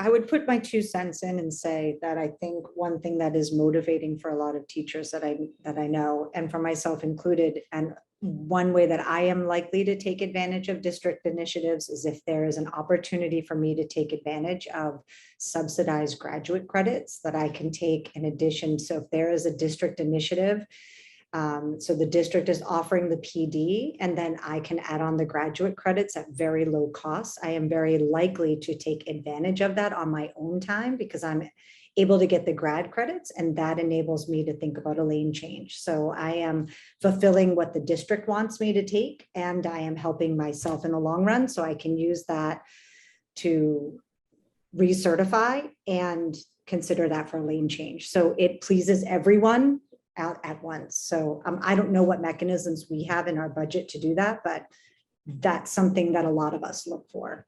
Yeah, it's such a good, it's such a good point. And it provides this great contrast to like folks who are also saying, I'm busy, I can do the 1 hour, 2 hour workshop. I can't sign up for a 10 hour or 20 hour graduate course, right? And so there's this great give and take. And we certainly have relationships with universities. We've offered things for graduate credit with Fitchburg State. SEED is a really good example of that. Folks take it for 3 graduate credits. It's 3 hours once a month for the entire school year, right? And that's a really big commitment. And there are folks who have other obligations. And so I think part of it is about being flexible and also being really frank when by eliminating the PD director job, it's fallen to a variety of different people to pick up this work. And so we're still learning exactly how to make this work happen without that dedicated role. Sorry, I'm seeing hands and I'm not sure which are old, which are existing and which are new ones. And I know that Leslie has 15 more minutes. So I see Stephen and Helen. Are these new questions about this particular one, or Stephen was up like me, still had their old hand up. Helen, and then. Yes, just quickly, we used to have vouchers from BU. Do we still have those? We do. We get 2 a year as part of our consortium membership. Total? A number of universities have changed how they do vouchers for student teaching with the pandemic, and it's a way longer conversation. But the short answer is they're not coming to the district, they're going to individual teachers, and so we can't always redistribute them easily. There's a lot more there with university policies, but yeah. We might want to look into BC, who's now has 52 acres in Brookline. No, it's all the universities. Simmons has changed their policies, BU, BC, they've all changed their policies. It's a lot. Okay. You get 2 a year for being part of their consortium. I have to say one more thing, and I'll say it really, really quick. With that piece about the adding on grad credits, the other thing that's really helpful is when you can do a self-paced online piece. So that's really helpful. You can get the grad credits and you can move at your own pace when it's a district initiative. That may be a way to get people interested. If you have 6 months to a school year to work on that grad credit, or 2 grad credits or 3 grad credits over the course of a year. But it's the cost of the grad credits that can be prohibitive to people. So I'm sure that there's some sort of subsidizing that goes on. But anyways, goal 5. Sure. So this is CST, and this is work that I led along with Michelle and Casey. So it was a collaborative effort with OSS. And I actually think kind of the color coding doesn't do justice to the amount of work that we did with CST. I think what we found out, though, that was through the SWOT analysis, I'm not sure these kind of sub pieces around reach consensus on alignment of CST process and data collection, I'm not sure those were the high leverage pieces. Through the SWOT analysis, we we learned that there were actually some other pieces that were more high leverage than what we thought initially. So really quickly, just want to share some highlights from the SWOT analysis. What's working? The CST leaders thought that the process was very clear and that the paperwork was clear and has been made, it's much more streamlined, especially through the use of our Google Suite, the way that people can collaborate on documents versus, sharing a ton of different documents. Maybe about 3 or 4 years ago, some CST leaders did some work to refine the form, and that seems like it is really paying off. I had mentioned before, we really had a good framework for this that Jennifer Fisher-Mueller started when she was in the deputy superintendent role. So we've really returned to the work that she started. Instead of doing something new, we didn't need to do something new. We just needed to hone in on what we already had that was really strong. So I think people felt good about returning to that work because a number of our CST leaders have done this for many, many, many years. So they're not new at this. They're really tried and true at this. Let's see. Some other strengths that were cited were a student focus, as well as then a teacher focus in terms of how a teacher supports students best. We have a lot more different roles that are participating in CSTs now. So some of the CSTs cited having the ETF be a part of the CST meeting. That's the educational testing facilitator who runs evaluation meetings, more speech pathologists participating, more BCBAs participating. So more various roles that can provide different perspectives to the work. That was certainly a strength. Having specialists, math and ELA specialists was cited as a strength. So those were some of the big ones. And then the challenges, to me, although they were challenges, they were very actionable. So I felt like in some ways we really lucked out with that. So the biggest thing, hands down, that we heard was area for growth or area of focus for CSTs was more interventions outside of what we offer. So teachers were feeling that we offered 1 or 2 interventions in math and ELA, and those interventions may not be targeted to student need. And so it's not helpful to have an intervention if it doesn't hit the need of the student. And so working with Casey and through IDEA funding, we were able to offer a variety of various programs to specifically our literacy specialists around different interventions. So we talked with them and they cited a number of programs they were interested in. LIPS by Lyndon Mood Bell, Orton Gillingham, more extensive Wilson training, there were a couple of others, geez, and now I'm blanking. But at any rate, we were able to get our literacy specialists trained in multiple interventions. And so I think that is going to be really high leverage so that when we bring a child to CST and we know what their area for growth is, we can address it with something outside of just LLI or, it won't be the issue that if you go to a certain school and you happen to have a literacy interventionist or specialist that has a particular training, then you have access. It should be no matter what school you go to, you have access to a literacy specialist who can provide that particular training. And so a number of our specialists are training over the summer and we'll be able to offer that in the fall. So I won't spend a lot more time on this goal. I'm really looking to see how that work impacts CSTs and hopefully supports more efficiency for students and better student outcomes. There was something else I wanted to share. Let's see. One thing that we're also I just want to put out there is that when I met with SPEDPAC or CPAC months ago, parents were just unclear about what CST was. And so we are working to get more information in the hands of families about CST and what the process is when their child goes through CST. So that is important work that I just want to acknowledge because we did hear feedback from families about that. And then the other part is just providing professional development to CST leaders and teachers. So they asked for professional development specifically around RTI. And also we're looking at some different professional development around culturally responsive instruction. We just audited a course with a group called Blackprint that we're looking to offer to CSTs if they'd like to partake. And then last time we met at Subcommittee, we talked about some of the work that's going to happen with RTI and really looking at tier 1, 2, and 3. And so that work is slated to happen starting in the summer with the principals retreat in July. And then we'll also get CSTs on board and leaders and their members. So I think we'll all be rowing in the same direction on that one.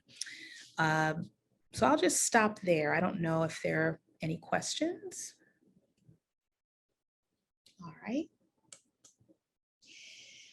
And then the last goal, you know, again, I think there's a, we gave attention to this, but this is just a tricky year because, you know, of substitute needs that we weren't able to meet and just educators doing a lot of work. And so PD was a little bit tough this year, but we're gearing up for next year.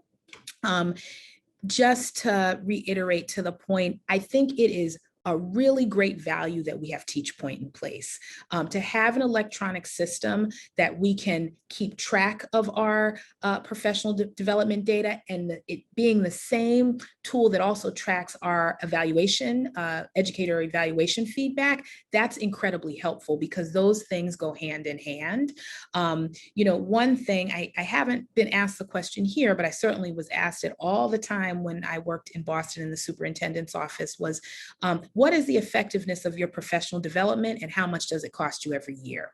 And I always had a hard time answering that question because our platform, the platform was new and we just didn't have that information. And so I haven't been asked the question yet, but when you guys ask me, I'll be ready for it because we're really starting to log the information in TeachPoint. And there's just so many capabilities that this has. And so I have to shout out Gabe and Michelle because they have spent a lot of hours working on the tool, they've actually had conversations with folks in Boston who use the tool really effectively. They've reached out to the vendor. Sometimes I'll go in Michelle's office and you know, they've got spreadsheets and computers and all kinds of things open and they're, you know, cleaning up the data and we're getting it in a place where if we're asked questions, we will be able to answer them.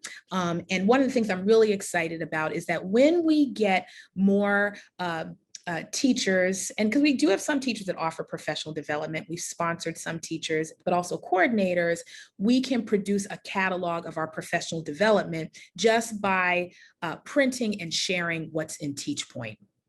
And also, it's incredibly important that educators have access to not just their evaluations, but the professional development that they've taken over the years. I know Gabe can speak to this, and I can certainly speak to this from my time in Boston when a teacher would call and say, oh, I'm being evaluated by Desi, and I need you to give me my PDP certificates for the last 10 years. And I'm like, those are in someone's basement somewhere. I do not have that. But when was that you, Suzanne? No, I didn't ask you for that, but I have a ton in my basement and I don't, Okay. for my staff when I was at but now that all of that information can be tracked, and I will say too, as an evaluator, it's really good to be able to go in and see which when I was a principal, especially to see what PD teachers are engaging in. So then when I go into the classroom, I want to see evidence of that. If you're taking that professional development, I want to see evidence of that in your practice. And so there's a lot of potential with this tool. You know, I'm really confident that what you see here is going to change to green sooner than later. I think we've made some headway and we'll continue to work on it. And I don't know, were those all my points? Hold on one second. Yeah, I think that's it. Let me stop sharing, sorry. Okay. Does anyone have any questions? Leslie's got a few more minutes before she needs to be somewhere important, somewhere else important. So does anyone have any questions about progress on goals for Leslie or Gabe or Michelle before we move on to our last agenda item today?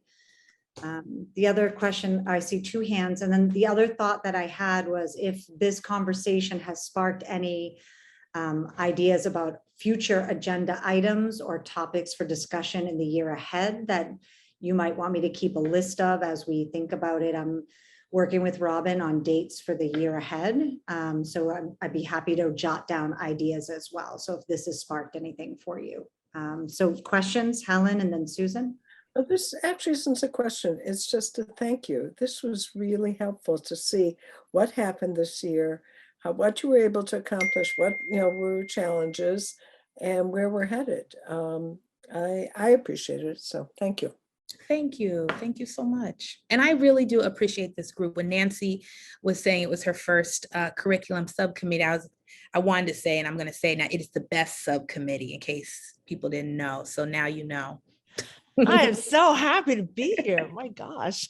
The inner sanctum. The star chamber. It's where the important stuff happens. Suzanne?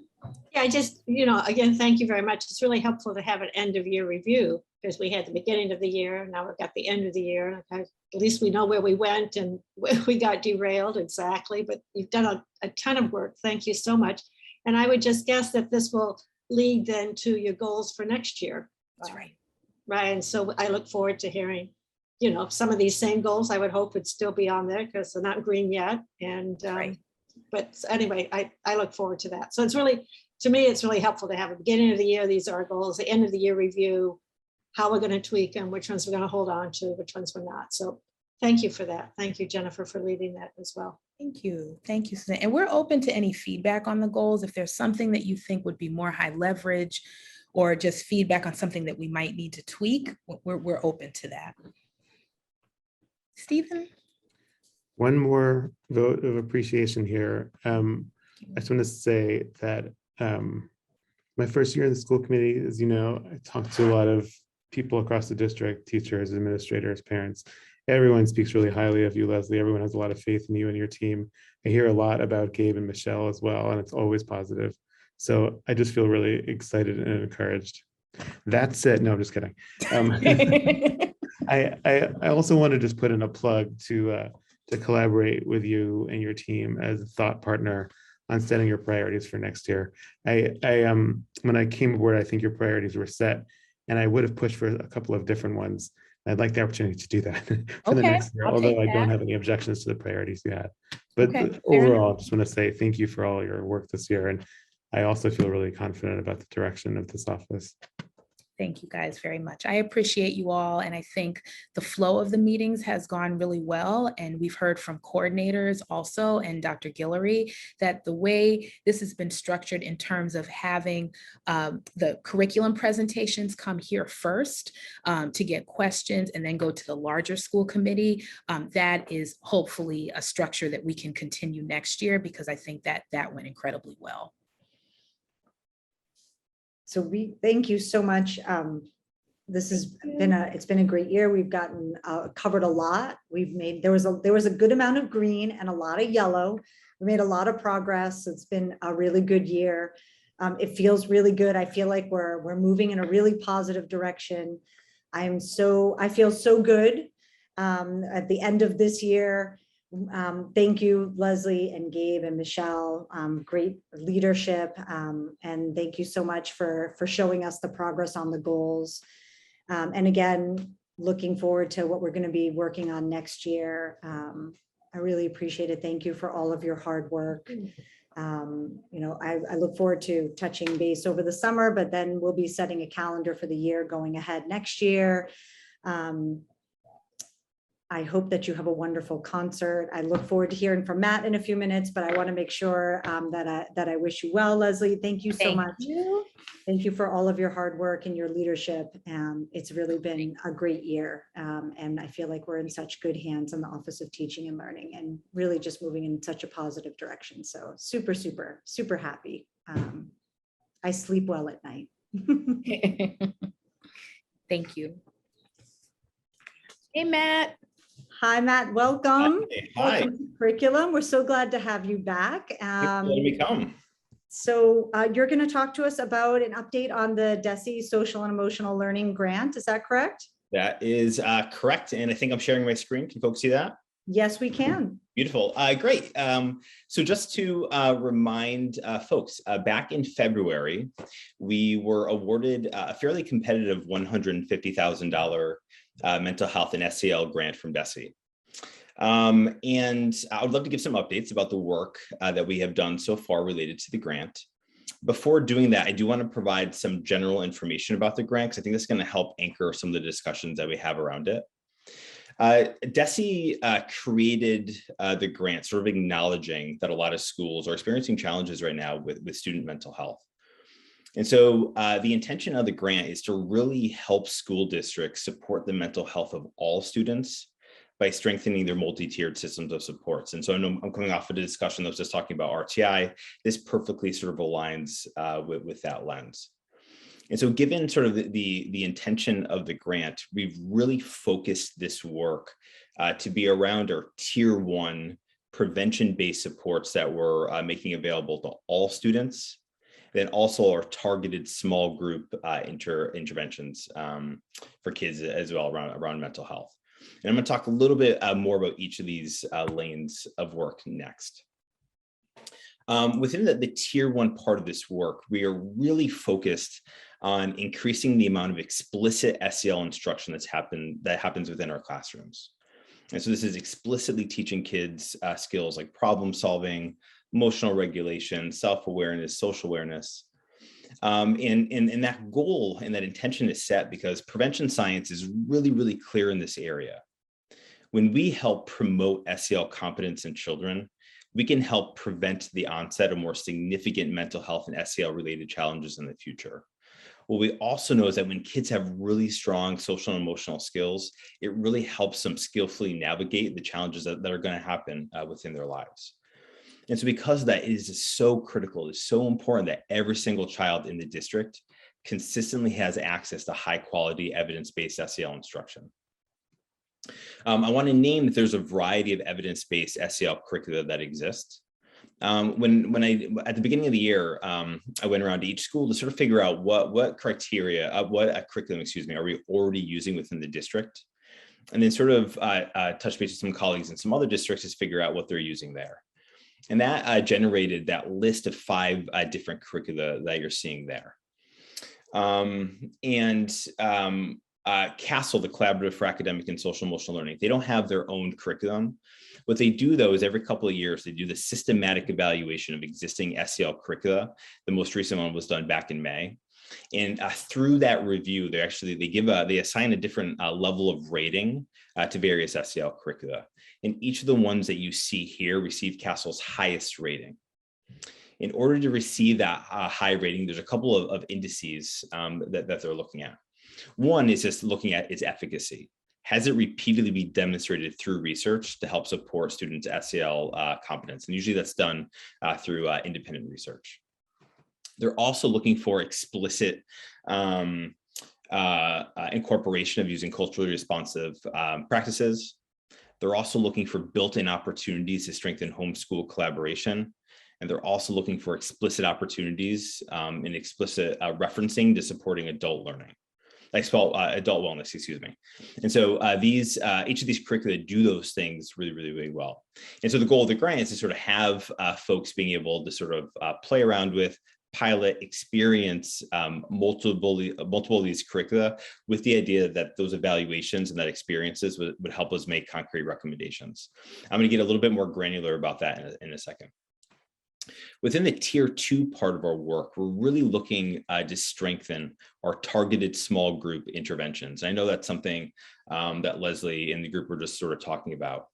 Having really robust, strong tier 2 supports is something that all schools struggle with, and it's something that, in Brookline we're continuing to work on. And when I'm talking about targeted small group interventions around mental health, it typically will look like a group of maybe 4, 5, 6 students who all have a similar need, who are coming together to receive an intervention, right? So it might be 5 fifth graders who all have social skill needs, and they're coming together in a group to work on skills that are going to improve their relationships. And so what we've done with the grant, we've been able to invest in different interventions and different manualized treatments to really help strengthen and support that work. And I'll dig in a little bit deeper into what that's looked like in a moment. Moving us back to the tier 1 part of this work, what I've really looked to do through the grant is to create these weekly structured opportunities for educators to come together for professional development and to collaborate with each other. So to accomplish that, at the beginning of the grant, I divided educators into their respective grade bands, so K-2, 3-5, and 6-8. And within each of those grade bands, identified a specific curriculum that I wanted folks to start with. And then within that curriculum, a specific unit.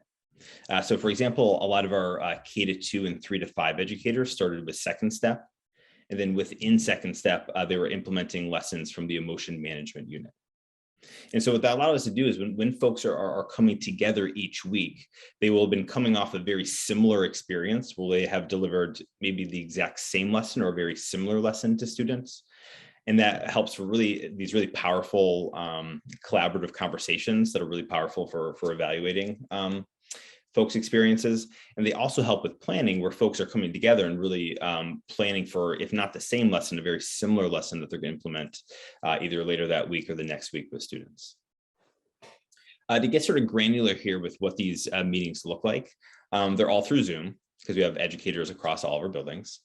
And we're typically starting with what I call sort of this experiential grounding technique. And so we're doing a grounding technique in the meeting to sort of help transition us from the school day to the meeting.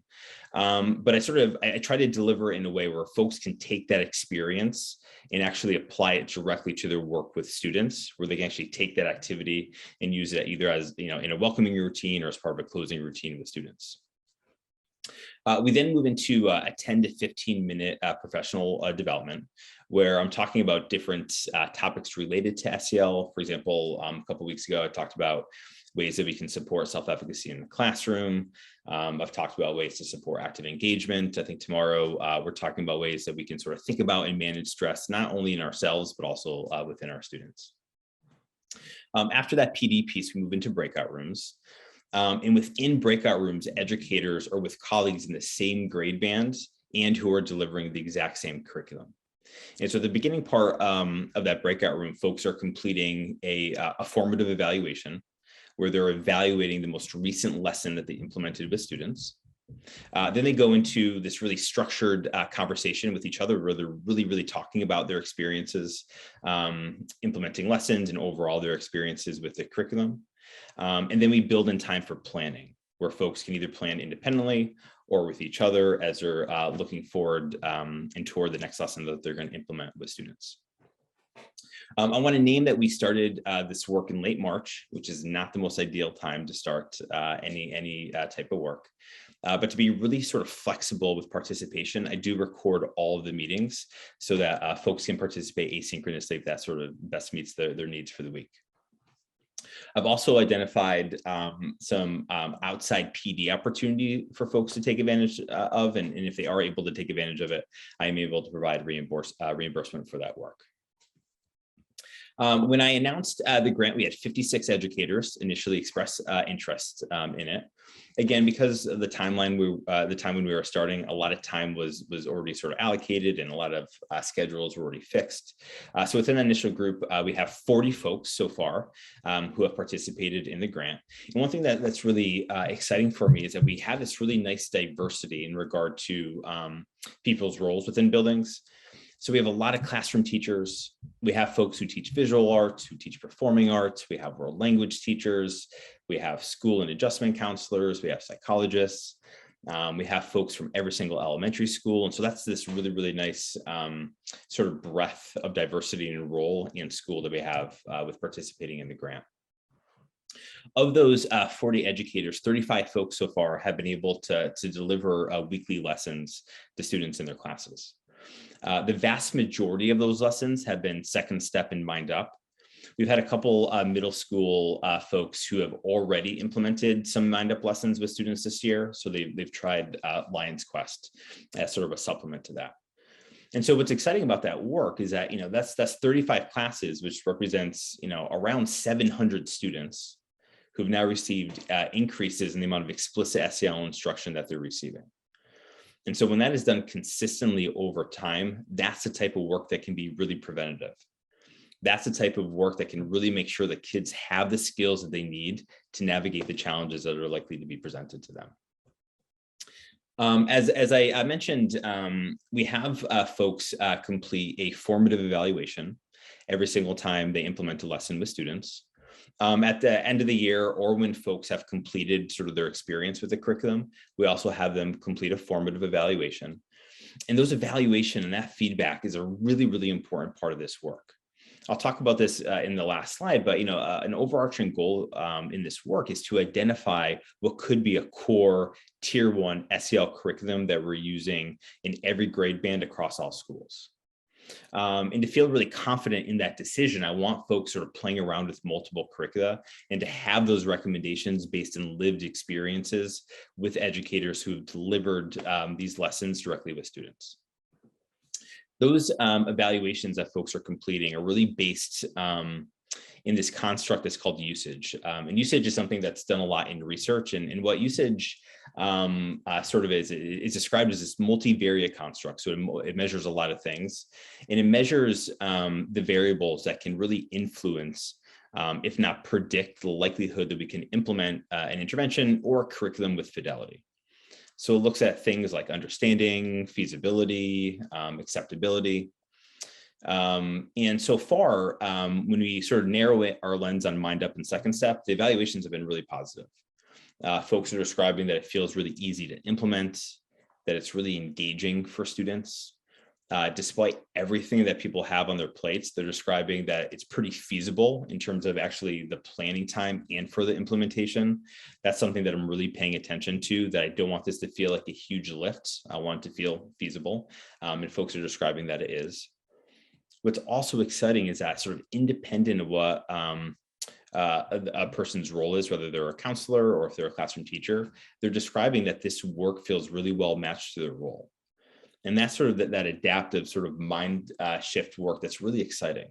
We're in a place where a lot of kids have a lot of social and emotional needs right now. And so to have that shared vision where sort of everybody, regardless of your role, is feeling like it's their responsibility to support kids' social and emotional functioning, that's really, really exciting. And then folks are also describing that when needed, they can adapt lessons to meet the needs of learners, including students with disabilities. Although both Second Step and Mind Up have received pretty strong ratings so far, I would say Second Step certainly does have higher scores across all those areas. And sort of universally, people are describing that it feels really easy to implement and it's having a really meaningful impact on student skill development. This is really text heavy. You have these slides, but I sort of pulled a couple of quotes that educators offered as they've been evaluating their experiences with the programs.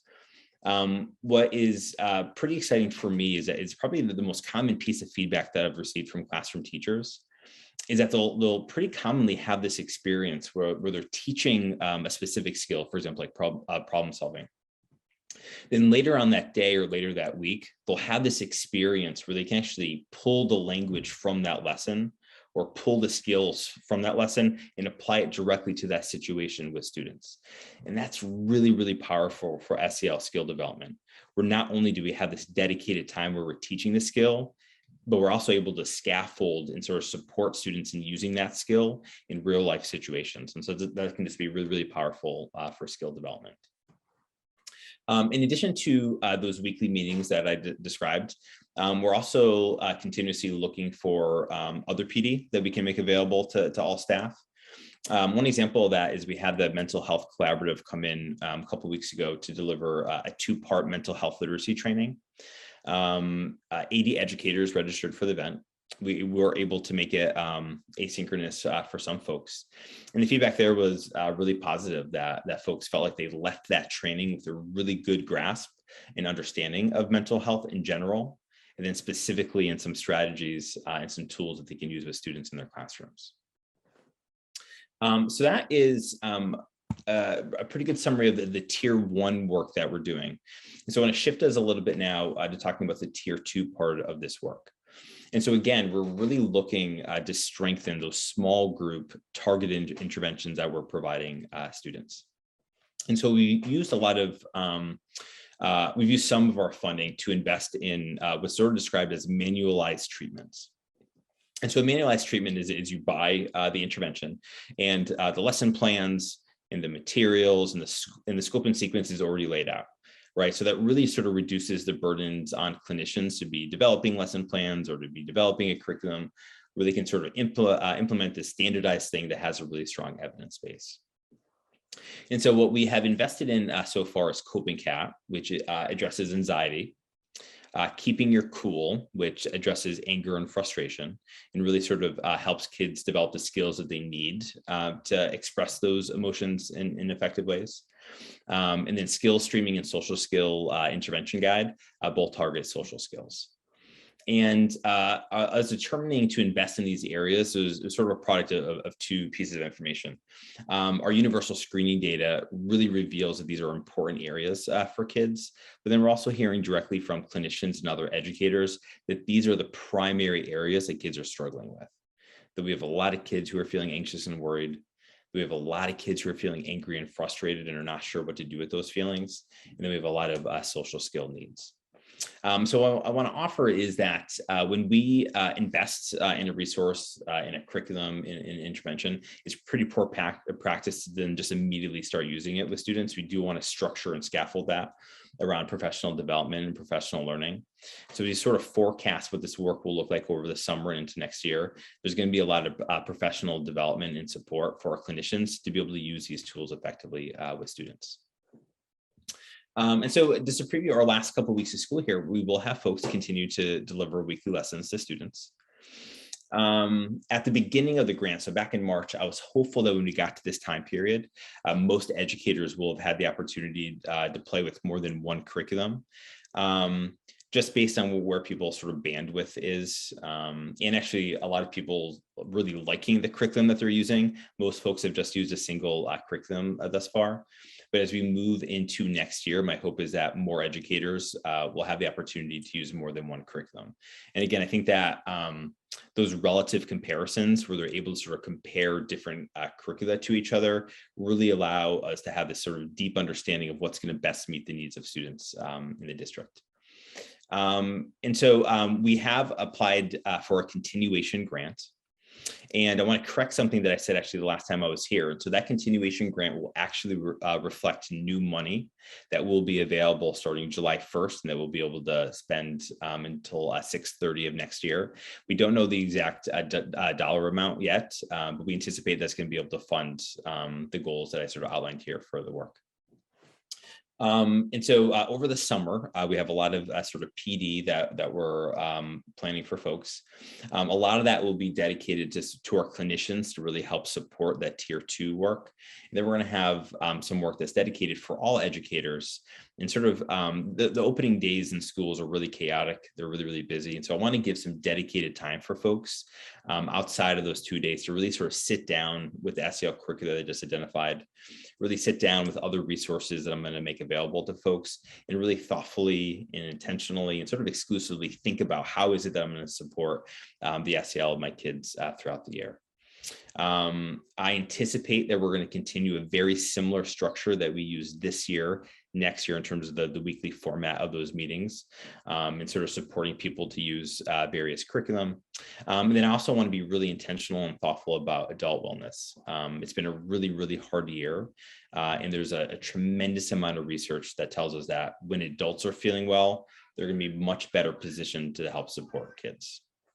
And then just finally, so again, so what our ultimate goal here is to really take folks' lived experiences in those evaluations to make a really concrete, specific recommendation about the materials and the resources that we want to continue to invest in. So that is all that I have, and I imagine folks might have some questions.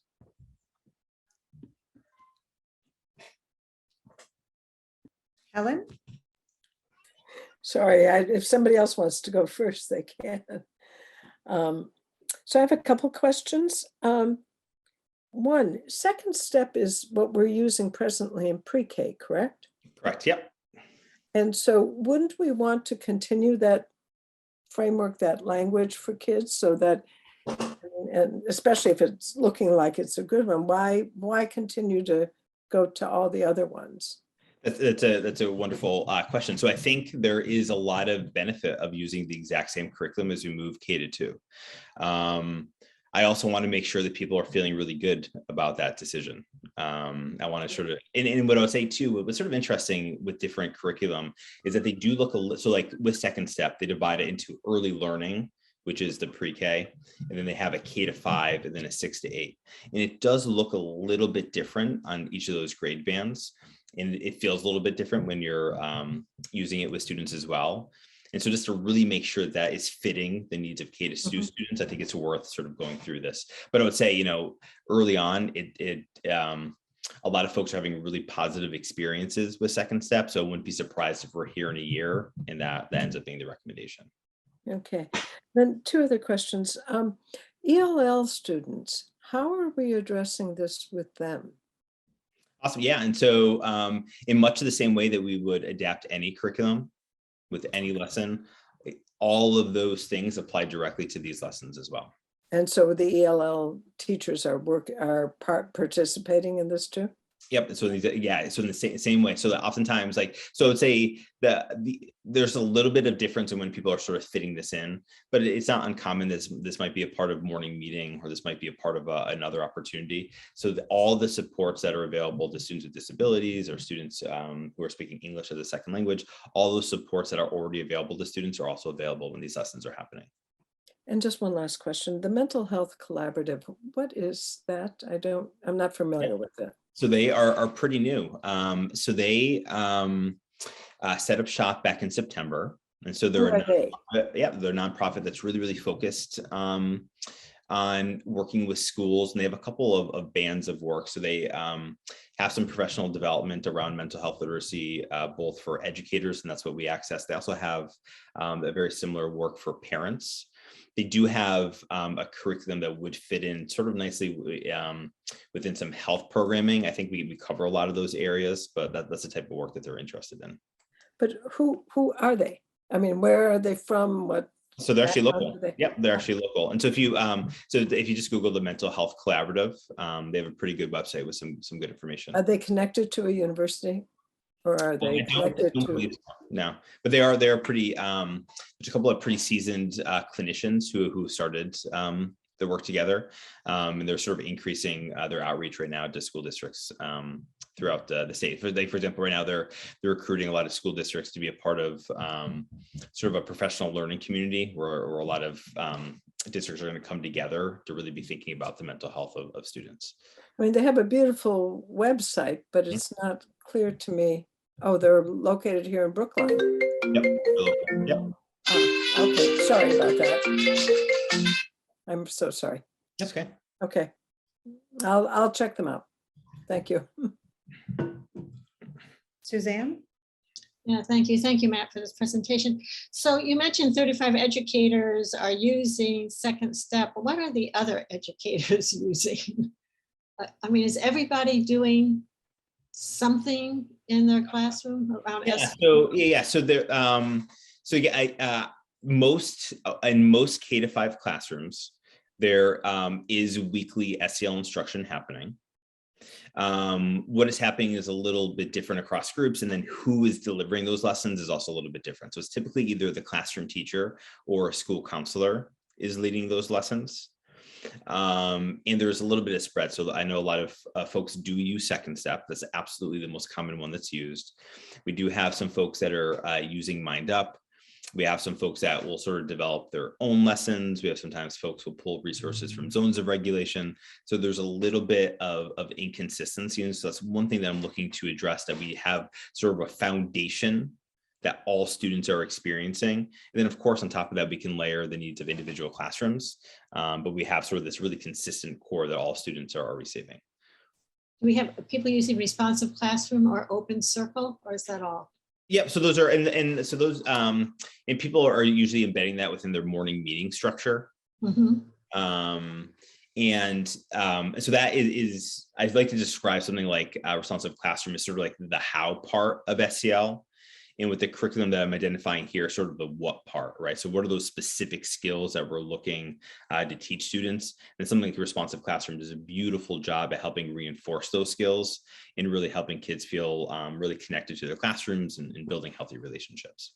So just if I could just push a little bit more, just so I understand. So they have class meetings most days, but they only do SEL one time a week. Is that? So most K-5 classrooms do have a morning meeting every single day. That's sort of the beginning thing that they have. And there's a lot of different things that they're doing within morning meeting. But most models where you're explicitly teaching SEL skills, that you have a dedicated lesson once a week. So for example, we're going to spend the next 20 minutes learning about problem solving. And then that's sort of your theme for the week. And you're identifying additional opportunities to help reinforce and sort of scaffold that skill. Okay, thanks, Matt. Yep. I just want to go back to Helen's question idea about ELL students, and maybe even I'm going to add on special education students, because you sort of brought that up, Matt. Yep. In the classroom. And I know that the supports that are always available to students are, but in the classroom, they're not always available all day, all the time. We know that we don't have enough supports well, I don't know, maybe we do, but I suspect that those ELL support staff and teachers are not there all day long. So they may or may not be available during, SEL lessons or during morning meeting to support students. So are there maybe sentence frames or other supports, ELL or SEI supports that we can embed, or maybe we could think about embedding some sort of supports for ELL or EL students once we decide on a curriculum that we're going to consistently support across the district? I think it is that this conversation is a great way for us to start being proactive in planning these kinds of supports for students, knowing that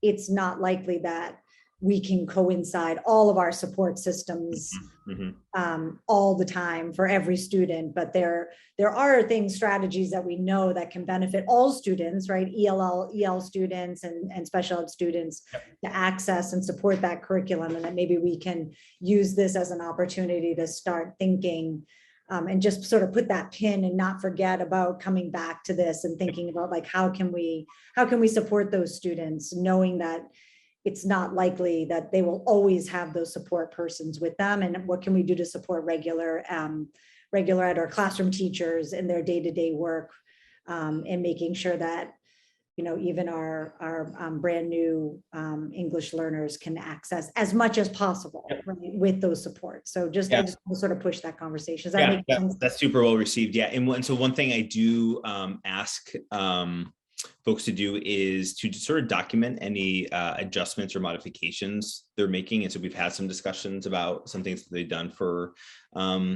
students who are EL. The one nice thing about a lot of these curriculum, they tend to be not super language heavy, particularly in K-2, given that there's sort of a wide variety of language development in kids. So they tend to be pretty heavily on videos and on visuals. But that point is really well received. As when we do make a selection for a curriculum, all kids need to be able to access it. That's what Tier 1 programming is. And so that's absolutely well received. Yeah, and thank you. I appreciate that. Sometimes it's hard to keep. It's hard to just sort of keep all the things at once at the forefront. It's really hard. So it was really great when she said that. I was like, yeah, oh my gosh, we gotta always be thinking about everything all the time. It's really complex. So that's great.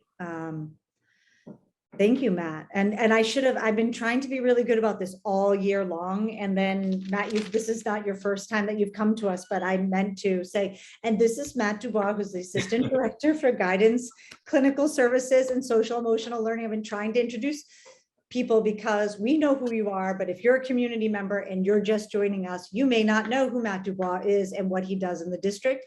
And I meant to, so I'm going to try again next year at the beginning of every meeting, either myself introduce or have people introduce themselves. So that people know who we all are, because we all know each other. And I remember when I came onto school committee, I was like, but I don't know who that staff person is. I know you all know, but I don't know who that person is or what they do in the district yet. So those of you who are watching now, you know who Matt is if you didn't already. So I apologize, Matt, for not introducing you properly at the beginning. Thank you for coming. This was really informative. What are the next steps for the grant? And there any actions that we need to take as a subcommittee to support your work? Oh, great. Oh, thanks for that. No, I think we're in pretty good shape. So I'm just waiting to hear back from Desi about the continuation grant. And so as always in June, you're trying to figure out how to exhaust the existing budget until June 30th, and then figuring out how to allocate the money over the summer. But I think we're structurally in pretty good shape for it. Great. Are there any other committee members or members of the school committee at large that have any questions for Matt? Well, thank you, Matt, for taking the time after hours at 6 o'clock on a, I don't even know, Tuesday night. Is it Tuesday? I'm sorry. Thank you for coming and joining us. Nancy's laughing. Thank you. Thank you, Michelle, for staying and helping to host the meeting. I appreciate that. Thank you. Does anyone have any other questions? Or I think we have new business on the agenda as well, if anyone has anything that they want to introduce. I think that when we start off the new year, we'll talk about things that people are interested in for the agenda for the year ahead. We'll sort of, see how things start out at the beginning of the year and pressing topics. I think we have some from our existing agendas that will continue to cultivate forward agendas, things that we have not, I think there's some things from Leslie's and the Office of Teaching and Learning in general, some items that are still working on some goals. I think that we've continued to talk about time on learning. We've continued to talk about allocation of minutes, whether they strictly exist or not, allocation of science and social studies. We continue to talk about literacy. I think that we'll continue to look at, we've talked about some curriculum presentations. There are some other areas of curriculum that we have not, some other content areas that we've had presentations from science, social studies, mathematics at both the high school and K-5 or K-8. And I do like the K-12 presentations where we have K-8 and the high school come at the same time. So we have a really comprehensive view. And look at things sort of strategically, especially when we jump from that 8 to 9. So I hope that we will continue to look at that as we go forward. Does anybody have any other pressing thoughts before the end of our last meeting of the school year? I'm so glad you could join us, Nancy. Stephen, I'm so happy to be here. Thank you, Jennifer, for leading us through this year. You did a great job. Thank you so much. Yep, that's what I wanted to say. I wanted to say, Jennifer, thanks for being so thoughtful and so focused on promoting an understanding of what this district is doing so well to the larger community. I think it's led to a year of really thoughtful and rich conversation after a really hellish year. So thanks, Jennifer. Well, good. I'm so glad. I really want us to focus on what's working well. And I think that the Office of Teaching and Learning has done a nice job of showing us what's working well and what we need to work on. And I hope that this is a place that we can have like really honest and rich conversations about what's working and what we need to work on. And we can have really honest conversations about what work we need to do together to make our district a really great place for teaching and learning and a great place for our young people to be lifelong learners. So that's the goal. I hope. I think we're all on the same page. So that's really nice. Well, I will see you all around. I'll see everybody on Thursday, and to the community at large. I hope that your young people are enjoying the public schools of Brookline and have a wonderful and healthy summer. We'll see you next year. Good night. Good night.